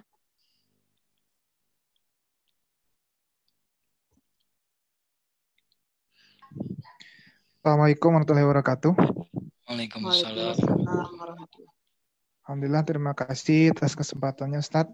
Mau bertanya terkait dengan hal yang pernah saya baca, keluarga Buya Hamka itu ada yang murtad begitu, Ustadz. Terus mungkin bagaimana sikap Buya Hamka sendiri terkait dengan abang atau adiknya itu kalau nggak salah ya, yang murtad itu begitu.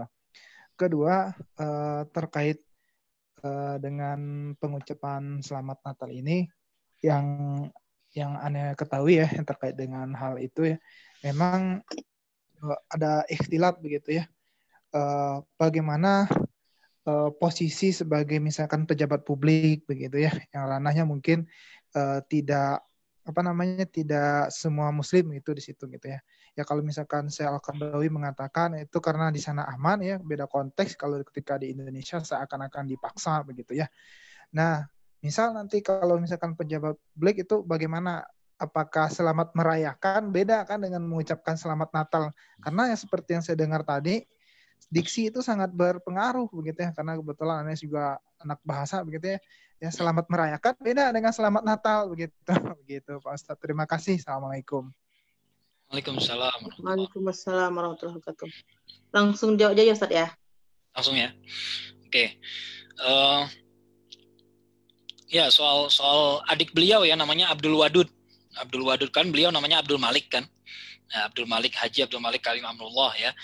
Adik beliau yang paling kecil namanya Abdul Wadud. Tapi memang sebenarnya dari situ ya, ini yang saya bilang ya, jangan lihat kesimpulan doang. Kesimpulannya adik Buya Hamka murtad. Ya, kegampangan gitu ya. Lihat kenapanya. Kenapa? Ya, Buya Hamka tuh anak yang dari kecil dipelihara sama Haji Rasul. Sama bapaknya yang ulama besar, yang satu ini enggak. Yang satu ini dari usia masih muda sudah dibawa ke Amerika, ya selesai.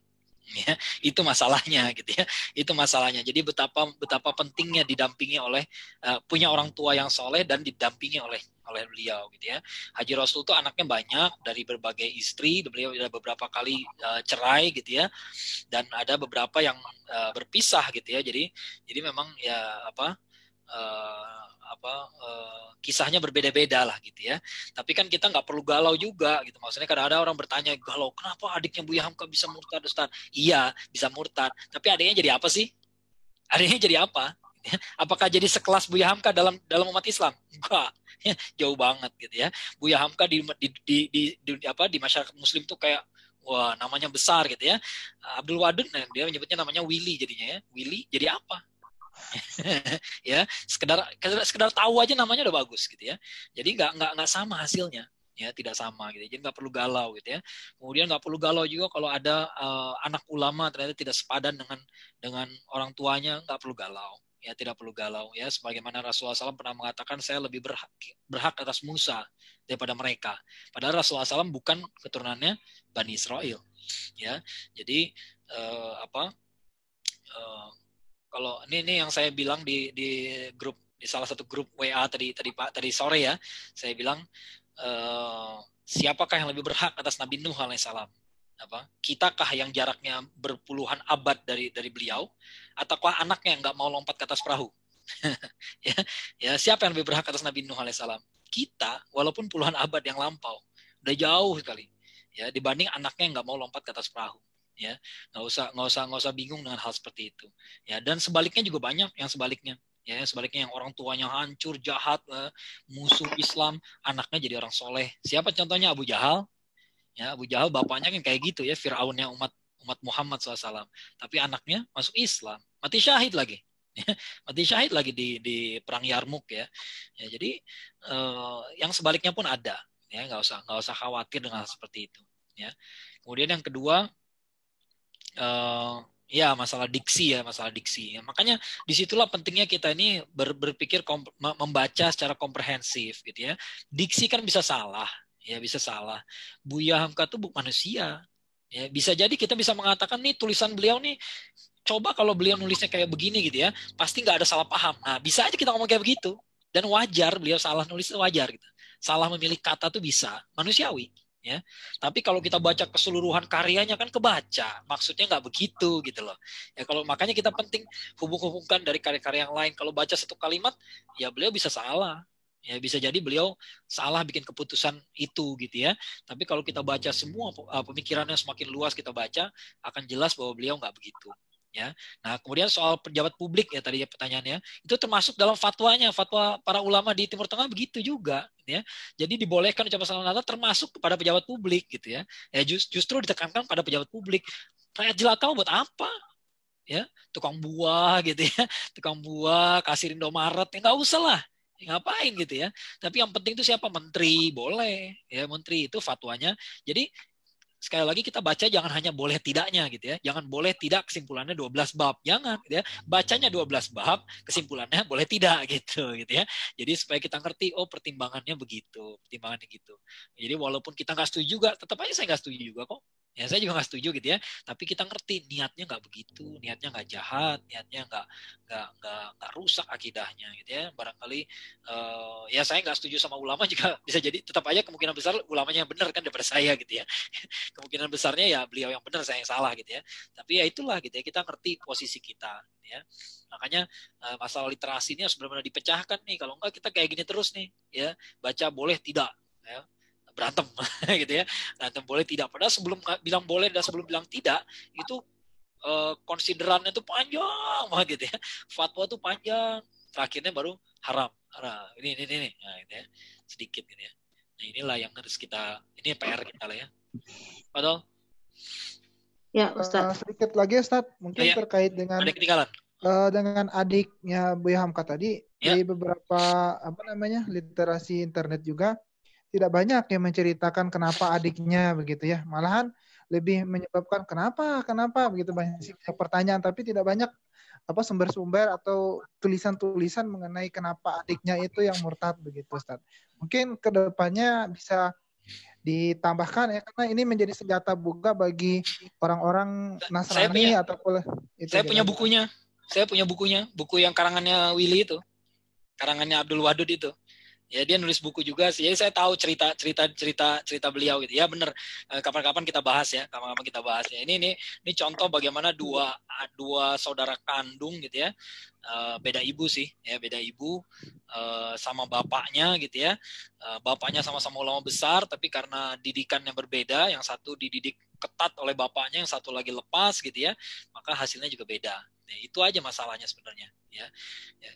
Ya benar, bagus, masukan yang bagus ya. Kapan-kapan mudah-mudahan kita bisa bahas gitu ya. Ya, terima kasih. Ustaz.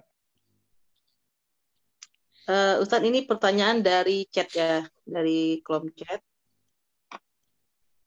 Apakah setiap yang berpaham pluralisme berakar dari relativisme?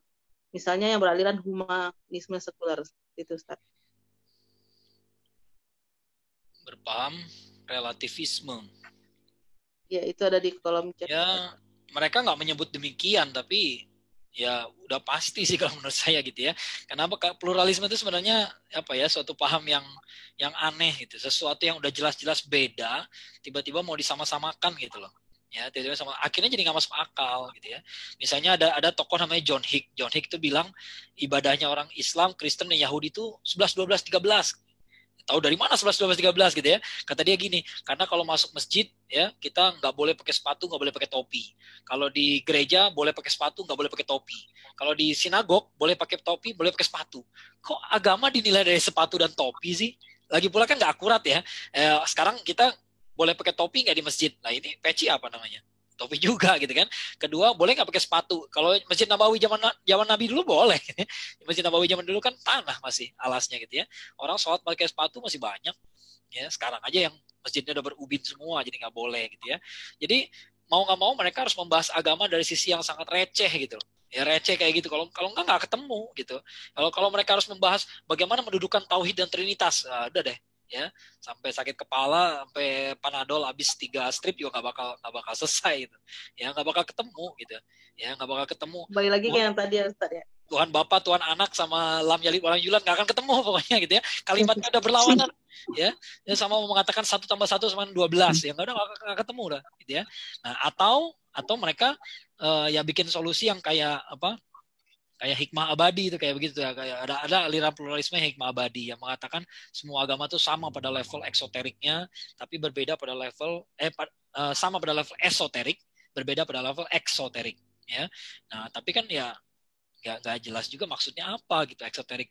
Kebaikan tuh masih terlalu nggak jelas gitu, apa kebaikan itu gitu ya.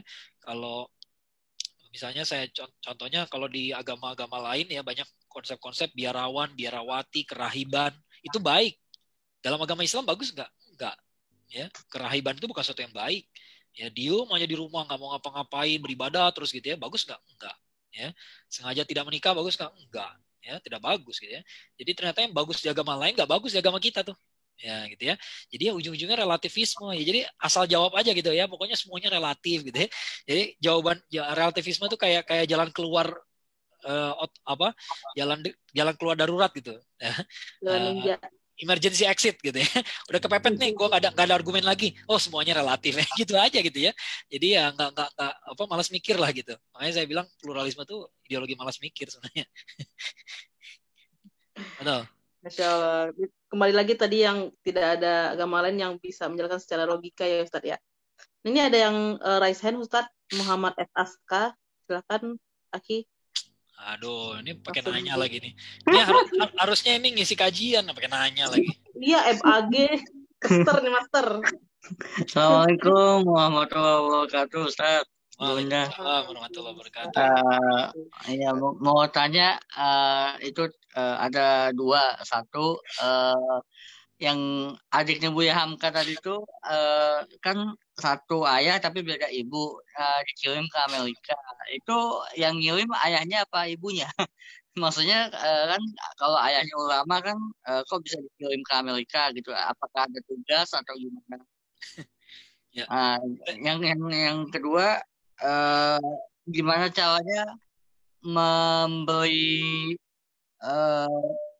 pandangan ke saudara gitu atau ke keluarga yang sudah lama tinggal di Barat gitu ya, pernah kuliah di Barat, balik ke Indonesia jadi bawa budaya Baratnya gitu, termasuk juga pergaulan pluralisme namanya jadi ada gitu. Nah ini gimana cara buat dialog yang bagus ke mereka? Mungkin itu aja Ustaz. Jazakallah khairan kasih. Assalamualaikum warahmatullahi wabarakatuh. Waalaikumsalam warahmatullahi wabarakatuh. Ya, jadi yang pertama ya, yang pasti bukan bapaknya yang mengirim. Ya sebenarnya beliau ini adiknya Buya Hamka ini ikut sama bapaknya ke Sukabumi. Karena dulu Haji Rasul itu dibuang ke Sukabumi ya. Dibuang sama Belanda ke Sukabumi. Dia ikut ya. Kemudian Haji Rasul itu wafat tahun 45. Dan setelah tahun 45, setelah bapaknya wafat, maka dia berangkat pergi ke Belanda. Pergi ke Belanda dulu ya. Pergi ke Belanda, habis itu nanti bertualang ke Amerika Serikat dan seterusnya ya. Nah, Abdul Wadud itu lahir tahun 1927. 1927 berarti tahun 45 umur berapa? 18 tahun. Ya, 18 tahun. Buya Hamka umur 18 ngapain? Naik haji. Gitu ya. Ya jadi emang beda gitu ya. Emang beda jalan, beda enggak ketemu gitu ya. Jadi itulah gitu. Jadi memang nasibnya seperti itulah ya. Memang beda ibu, kalau nggak salah ibunya namanya siapa? Siti Hindun ya kalau nggak salah ya. Siti Hindun memang beda-beda ibunya. Kalau Buya Hamka ini kan setelah melahirkan setelah punya anak Buya Hamka itu anak terakhir dari ibunya gitu. Maksudnya setelah itu bercerai gitu maksudnya. Setelah itu bercerai dengan Haji Rasul gitu ya. Nah, jadi memang beda ibu sama bapak, tapi dia hanya bersama sampai usia 18. Ya 18 Haji Rasulnya wafat. Setelah itu baru dia pergi ke Belanda gitu ya. Pergi ke Belanda kemudian ke Amerika gitu ya. Nah, ya dari situ ya udah lepas, udah dia di usia yang sangat rawan lagi kan. Saya sangat rawan ya. Kalau Buya Hamka tuh kayak Buya Hamka kelihatan bedanya ya. Buya Hamka tuh pergi naik haji kenapa? Karena kesal. Karena kesal ya, nggak dihargai di kampung halaman. Tapi keselnya Buya Hamka perginya ke Mekah gitu. Jadi ya insya Allah benar juga gitu ya. Masalahnya kalau udah kesel, galau, perginya ke Belanda ya kacau.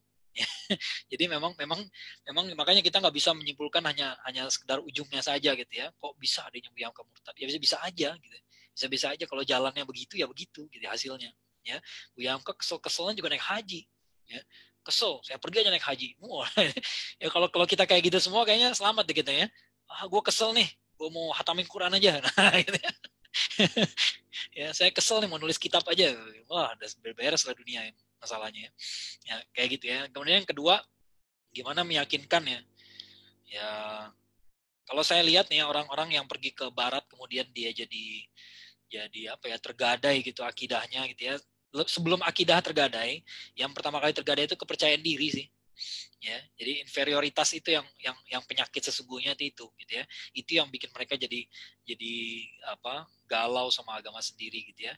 Nah, inferioritas itu ya obatnya ya superioritas gitu ya. Jadi kita di hadapan mereka harus memperlihatkan kepercayaan diri pada Islam. Ya, sebenarnya kepercayaan diri kita ini udah menakutkan orang loh sebenarnya. Ya, kita ini percaya diri aja orang udah galau. Ya itu kalau kita baca kisah-kisah orang yang masuk Islam di Barat gitu ya, mereka masuk Islam bukan gara-gara dengar kajiannya, bukan gara-gara baca kitabnya, baca Quran ya. Kebanyakan orang karena lihat temannya yang Muslim, ya teman Muslim kok pede banget gitu loh, lagi belajar, lagi kuliah, minta izin keluar sholat sebentar. Di mana sholatnya? Di tangga darurat. Sholatnya di mana? Di taman. Diliatin orang, difoto-fotoin, tapi sholat tiap hari gak ditinggalin. Yang kayak begitu tuh bikin orang merasa terancam loh. Ya, jadi kita nih dengan kepercayaan diri kita aja tuh udah syiar itu. Ya, nah itu yang harus kita perlihatkan kepada mereka gitu ya. Justru kita ini nggak boleh kalah duluan gitu ya. Wah, dia udah kuliah di luar negeri gitu ya. Malah kita yang jadi akhirnya dia makin menjadi gitu ya. Malah dia yang jadi menang dari kita gitu ya. Dan sementara inferioritas dia terhadap Barat jadi nggak terobati. Ya, harusnya kita percaya diri saja lah gitu ya. Itu aja sih. Atau? Ya, kita lanjut ke kolom pertanyaannya Ustaz ya, masih ada waktu. Dari Ogi Fatur Rahman, ini salah satu mahasiswa Fakultas Adab dan Humaniro di UIN Imam Bonjol Padang ya. Pertanyaannya, dalam konteks sekarang, terutama generasi muda Minangkabau, tantangan yang dihadapi apakah masih relevan dengan apa yang dihadapi Buya Hamka pada zamannya Ustadz? Kemudian, apa persiapan yang bisa kita hadapi agar lahir kembali giroh Buya Hamka lainnya di ranah Minang? Terima kasih Ustadz. Barakallah fikum wa jazakallah khairan. Jadi ada 2 pertanyaan Ustadz. Ya, sebentar. Ya, dalam konteks sekarang tantangan yang dihadapi masih relevan ya. Saya lihat sih masih banyak yang relevan ya. Masih banyak, bahkan lebih banyak yang relevannya daripada yang enggaknya gitu ya. Masih sangat relevan kalau menurut saya ya. Misalnya saya suka kalau cerita tentang biografi Buya Hamka nih ya. Saya kalau lihat audiensnya ternyata anak muda. Nah, beberapa waktu yang lalu saya pernah ngisi kajian, ternyata yang datang anak-anak muda. Ya, saya cerita bahwa Buya Hamka tuh yang menarik dari Buya Hamka, salah satu ya dari banyak hal. Ya, karena saya lihat audiens yang anak muda, saya bilang salah satu yang menarik dari Buya Hamka adalah beliau tuh orang biasa gitu. Dan beliau tuh sangat lugas, beliau bercerita apa adanya. Dalam autobiografinya, ketika beliau nulis buku tentang Haji Rasul, tentang bapaknya, tentang biografi beliau sendiri, kenang-kenangan hidup gitu ya, dia cerita apa adanya aja. Dia cerita bagaimana dulu dia waktu masih di Maninjau udah pandai surat-suratan dengan gadis gitu ya. Bagaimana dia pergi naik haji di kapal, dia naksir dengan gadis dari Sumedang kalau nggak salah ya. Kemudian mendarat di Arab, naksir juga sama gadis Suriah. Pulang lagi di Medan, naksir juga ya, naksir aja terus gitu ya. Kemudian dia dan kemudian dijodohkan dengan istrinya itu ya, Bunda Siti Raham ya. Beliau nggak pakai cinta gitu ya, tapi ternyata beliau akhirnya mengatakan ya ternyata pilihan bapak saya benar, pilihan ayah saya itu yang paling bagus gitu ya, inilah yang paling benar gitu ya. Cuman yang menarik adalah ini orang biasa gitu, orang biasa, laki-laki biasa, bukan laki-laki yang begitu lahir udah hafal Quran gitu ya. Enggak gitu ya, butuh perjuangan ya, bandel juga. Beliau sendiri juga berjuang untuk menundukkan dirinya sendiri gitu ya, nggak mudah gitu ya. Nah sekarang kan orang anak-anak muda kan mencari sosok teladan dalam masalah hijrah gitu ya.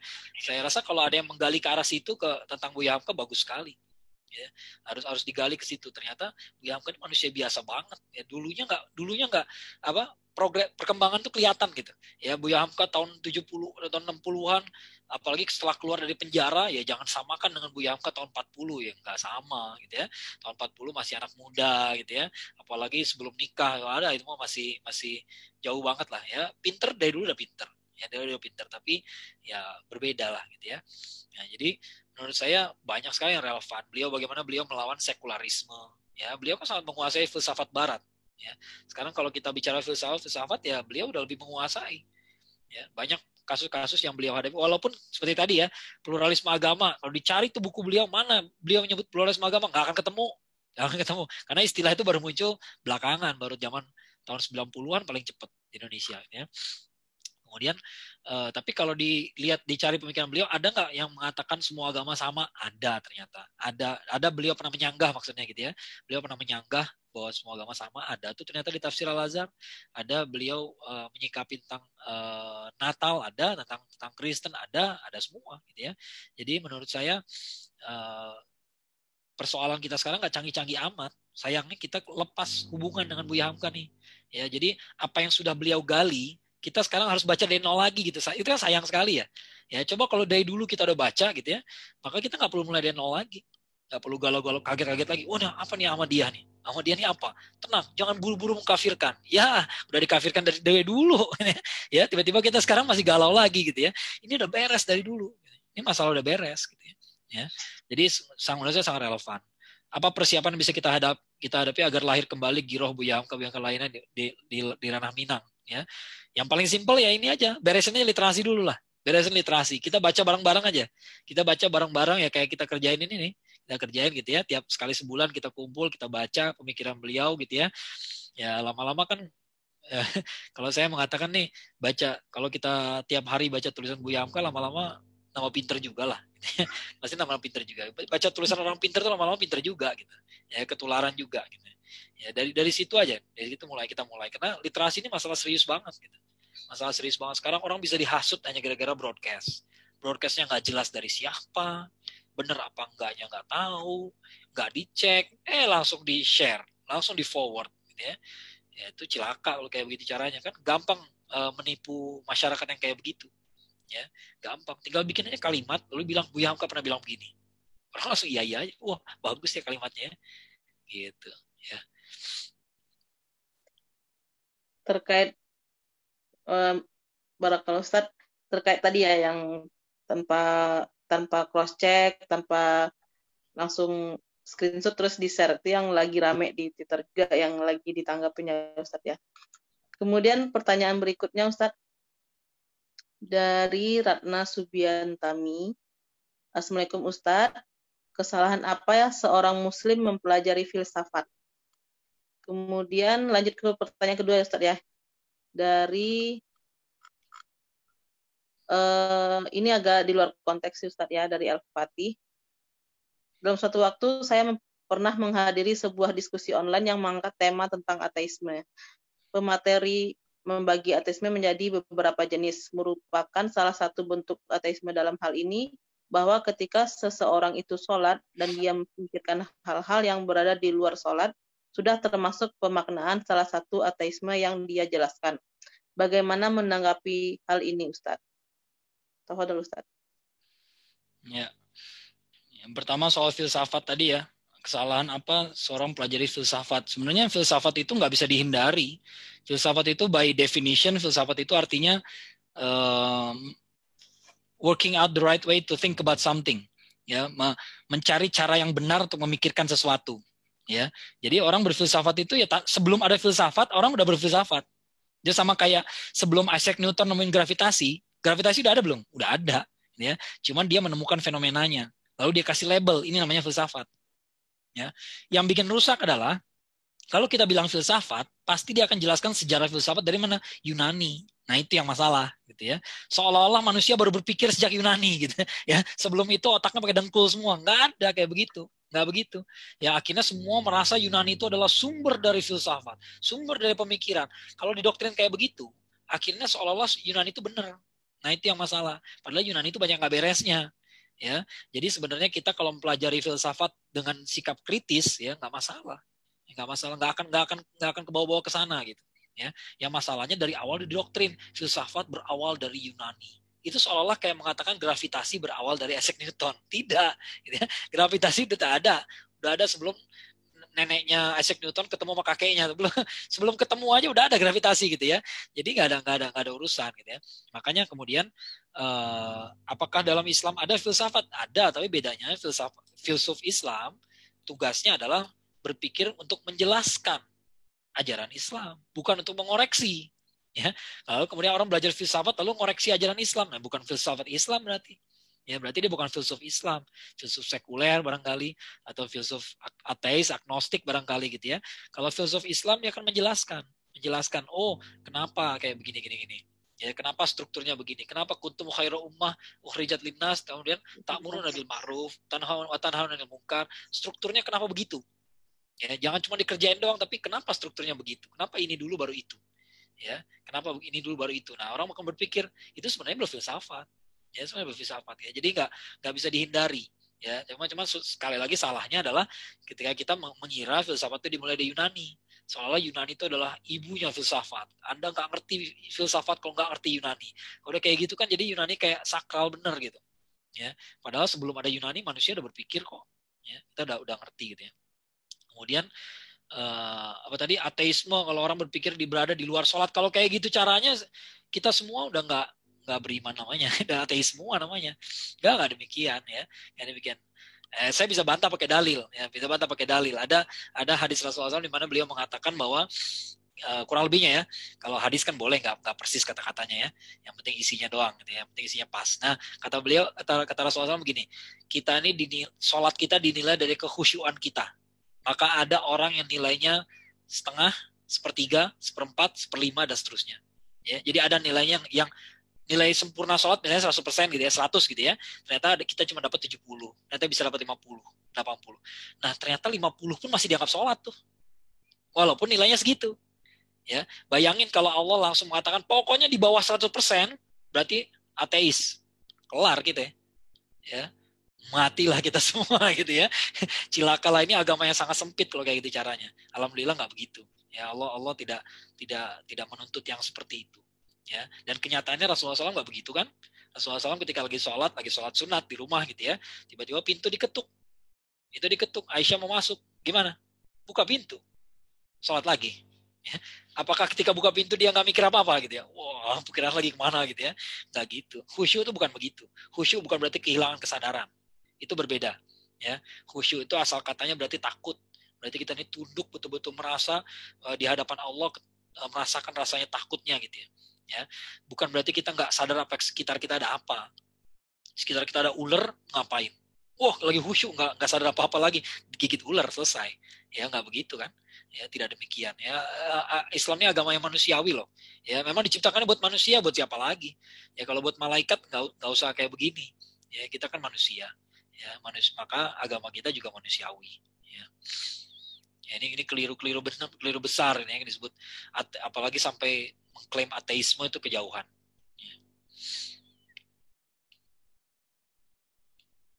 Ya, ini pertanyaan terakhir sepertinya Ustaz ya. Semoga ini yang terakhir. Sebagai pemimpin pemerintahan, kalau sifatnya memberikan sambutan saja, bagaimana menurut Buya Hamka? Selepasnya dia pulang, tidak ikut penutupan acara. Ya, beliau nggak menjelaskan soal itu, setahu saya nggak menjelaskan. Tapi beliau menjelaskan bahwa ini bukan masalah hanya perayaan saja, masalah doa bersama aja beliau nggak setuju. Ya doa bersama, kalau kita di upacara gitu ya, lalu kemudian berdoa menurut keyakinan masing-masing, itu aja udah salah tuh. Ya harusnya berdoa aja, berdoa di sini umat Islam berdoa bareng-bareng gitu ya, di ruangan lain umat yang lain gitu ya, itu pun udah tidak disetujui. Nah pertanyaannya, kalau hanya memberikan sambutan gimana? Pertanyaannya itu acara dibuka dengan doa nggak? Ya nggak dibuka dengan doa ya salah juga jadinya kan. Ya apakah itu termasuk dalam perayaannya apa enggak? Kalau termasuk berarti nggak boleh. Ya berarti nggak boleh gitu ya. Jadi perayaan, sekali lagi sikap para ulama terhadap perayaan itu nggak ada ikhtilaf setahu saya. Ya perayaan itu nggak boleh karena ritual, ya ritual mereka gitu ya. Kita nggak boleh masuk gitu ya. Nah, ngucapin selamat kan nggak mesti langsung ke situ. Ya nggak perlu kan, bisa aja say hi pakai apa namanya, pakai video gitu ya, bisa aja kayak begitu ya, bisa aja ngirim orang anak buahnya untuk kasih sambutan, anak buahnya kebetulan yang beragama sesuai gitu kan, bisa juga ya, nggak serumit itu gitu ya, ya nggak apa, bukan sesuatu yang harus dipaksakan banget kalau menurut saya sih gitu ya. Allah alam sawab. Alhamdulillahirrahmanirrahim. Semuanya sudah terjawab ya Ustaz ya, sudah pukul 21.37 juga. Nah, Alhamdulillah Dunsana semua, kita sudah selesai mendengarkan diskusi kita pada malam hari ini. Semoga apa yang disampaikan oleh Ustadz banyak sekali yang bisa kita ambil kesimpulan-kesimpulannya selain yang 3 utama yang tadi yang terakhir Ustadz sampaikan. Terakhir kita tutup dengan boleh doa Ustadz ya. Kayaknya Ustadz juga lagi flu ya Ustadz. Enggak sih, biasa aja, ini cuman ya biasa kan hidung saya suka alergi nih. Jadi ya kalau Ustadz. dikit nggak apa-apa lah. Oke, siap. Boleh dipimpin doa Ustadz? Ya. Mari kita awali doa kita dengan Ummul Quran surat Al-Fatihah. A'udzubillahi minasyaitonirrajim. Bismillahirrahmanirrahim. Alhamdulillahirabbil alamin arrahmanir rahim maliki yaumiddin iyyaka na'budu wa iyyaka nasta'in ihdinas siratal mustaqim siratal ladzina an'amta 'alaihim ghairil maghdubi 'alaihim waladdallin. Amin. Rabbana zalamna anfusana wa illam taghfir lana wa tarhamna lanakunanna minal khasirin. Rabbana la tuzigh qulubana ba'da idh hadaitana wa hab lana min ladunka rahmah innaka antal wahhab. Allahumma ighfir lil mu'minina wal mu'minat wal muslimina wal muslimat al ahya'i minhum wal amwat innaka qaribun mujibud da'wat. Rabbana la tu'akhidna in nasina wa akhtana. Rabbana wa la tahmil alaina isran kama hamaltahu ala ladzina min qablina. Rabbana wa la tuhammilna ma la taqata lana bih wa'fu anna waghfir lana warhamna anta maulana fansurna 'alal qaumil kafirin. Fansurna 'alal qaumil kafirin. Fansurna 'alal qaumil kafirin. Allahumma a'izzal Islam wal muslimin. Allahumma ajirna minan nar. Allahumma ajirna minan nar. Allahumma ajirna minan nar. Rabbi ighfir lana wa liwalidayna warhamhuma kama rabbayana shighara. Rabbana hab lana min azwajina wa dhurriyyatina qurrata a'yun waj'alna lil muttaqina imama. Rabbana atina fid dunya hasanah wa fil akhirati hasanah wa qina adzabannar. Subhana rabbika rabbil izzati amma yasifun. Wassalamun alal mursalin walhamdulillahi rabbil alamin. Alhamdulillahirrahmanirrahim. Jazakallah khairan Ustadz. Tadi ada 2 orang pertanyaan yang langsung bertanya. Nanti silakan kalau ada di grup silakan japri admin. Ada sedikit hadiah dari sponsor. Alhamdulillah.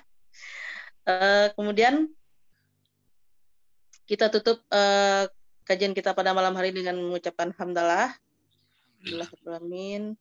Kemudian istighfar 3 kali. Astagfirullahaladzim, astagfirullahaladzim, astagfirullahaladzim. Kemudian kita tutup lagi dengan doa kafaratul majelis. Subhanakallahumma wa bihamdika asyhadu alla ilaha illa anta astaghfiruka wa atubu ilaik. Baik Dunsana semua, semoga semua selalu sehat dan terjaga iman dan imunnya. Saya MC pada malam ini mohon maaf lahir batin kalau ada kesalahan. Wabillahi taufiq wal hidayah. Assalamualaikum warahmatullahi wabarakatuh. Waalaikumsalam warahmatullahi.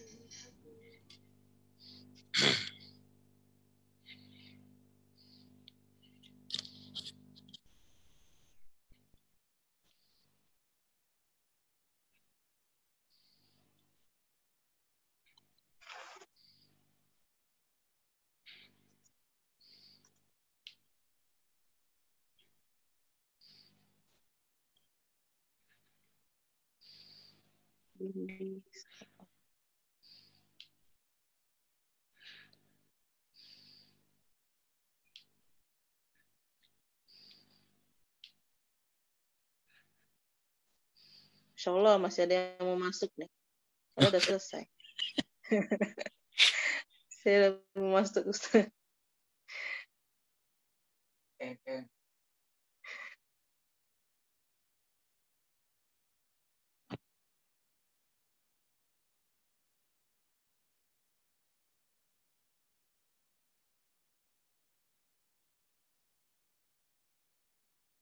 Fatur Fadli namanya.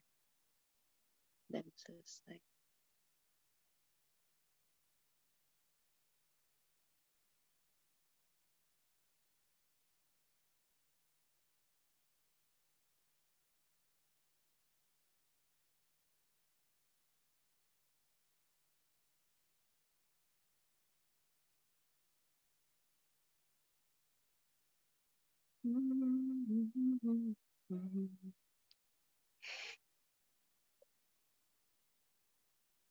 Uni Anio, masih sibuk kah?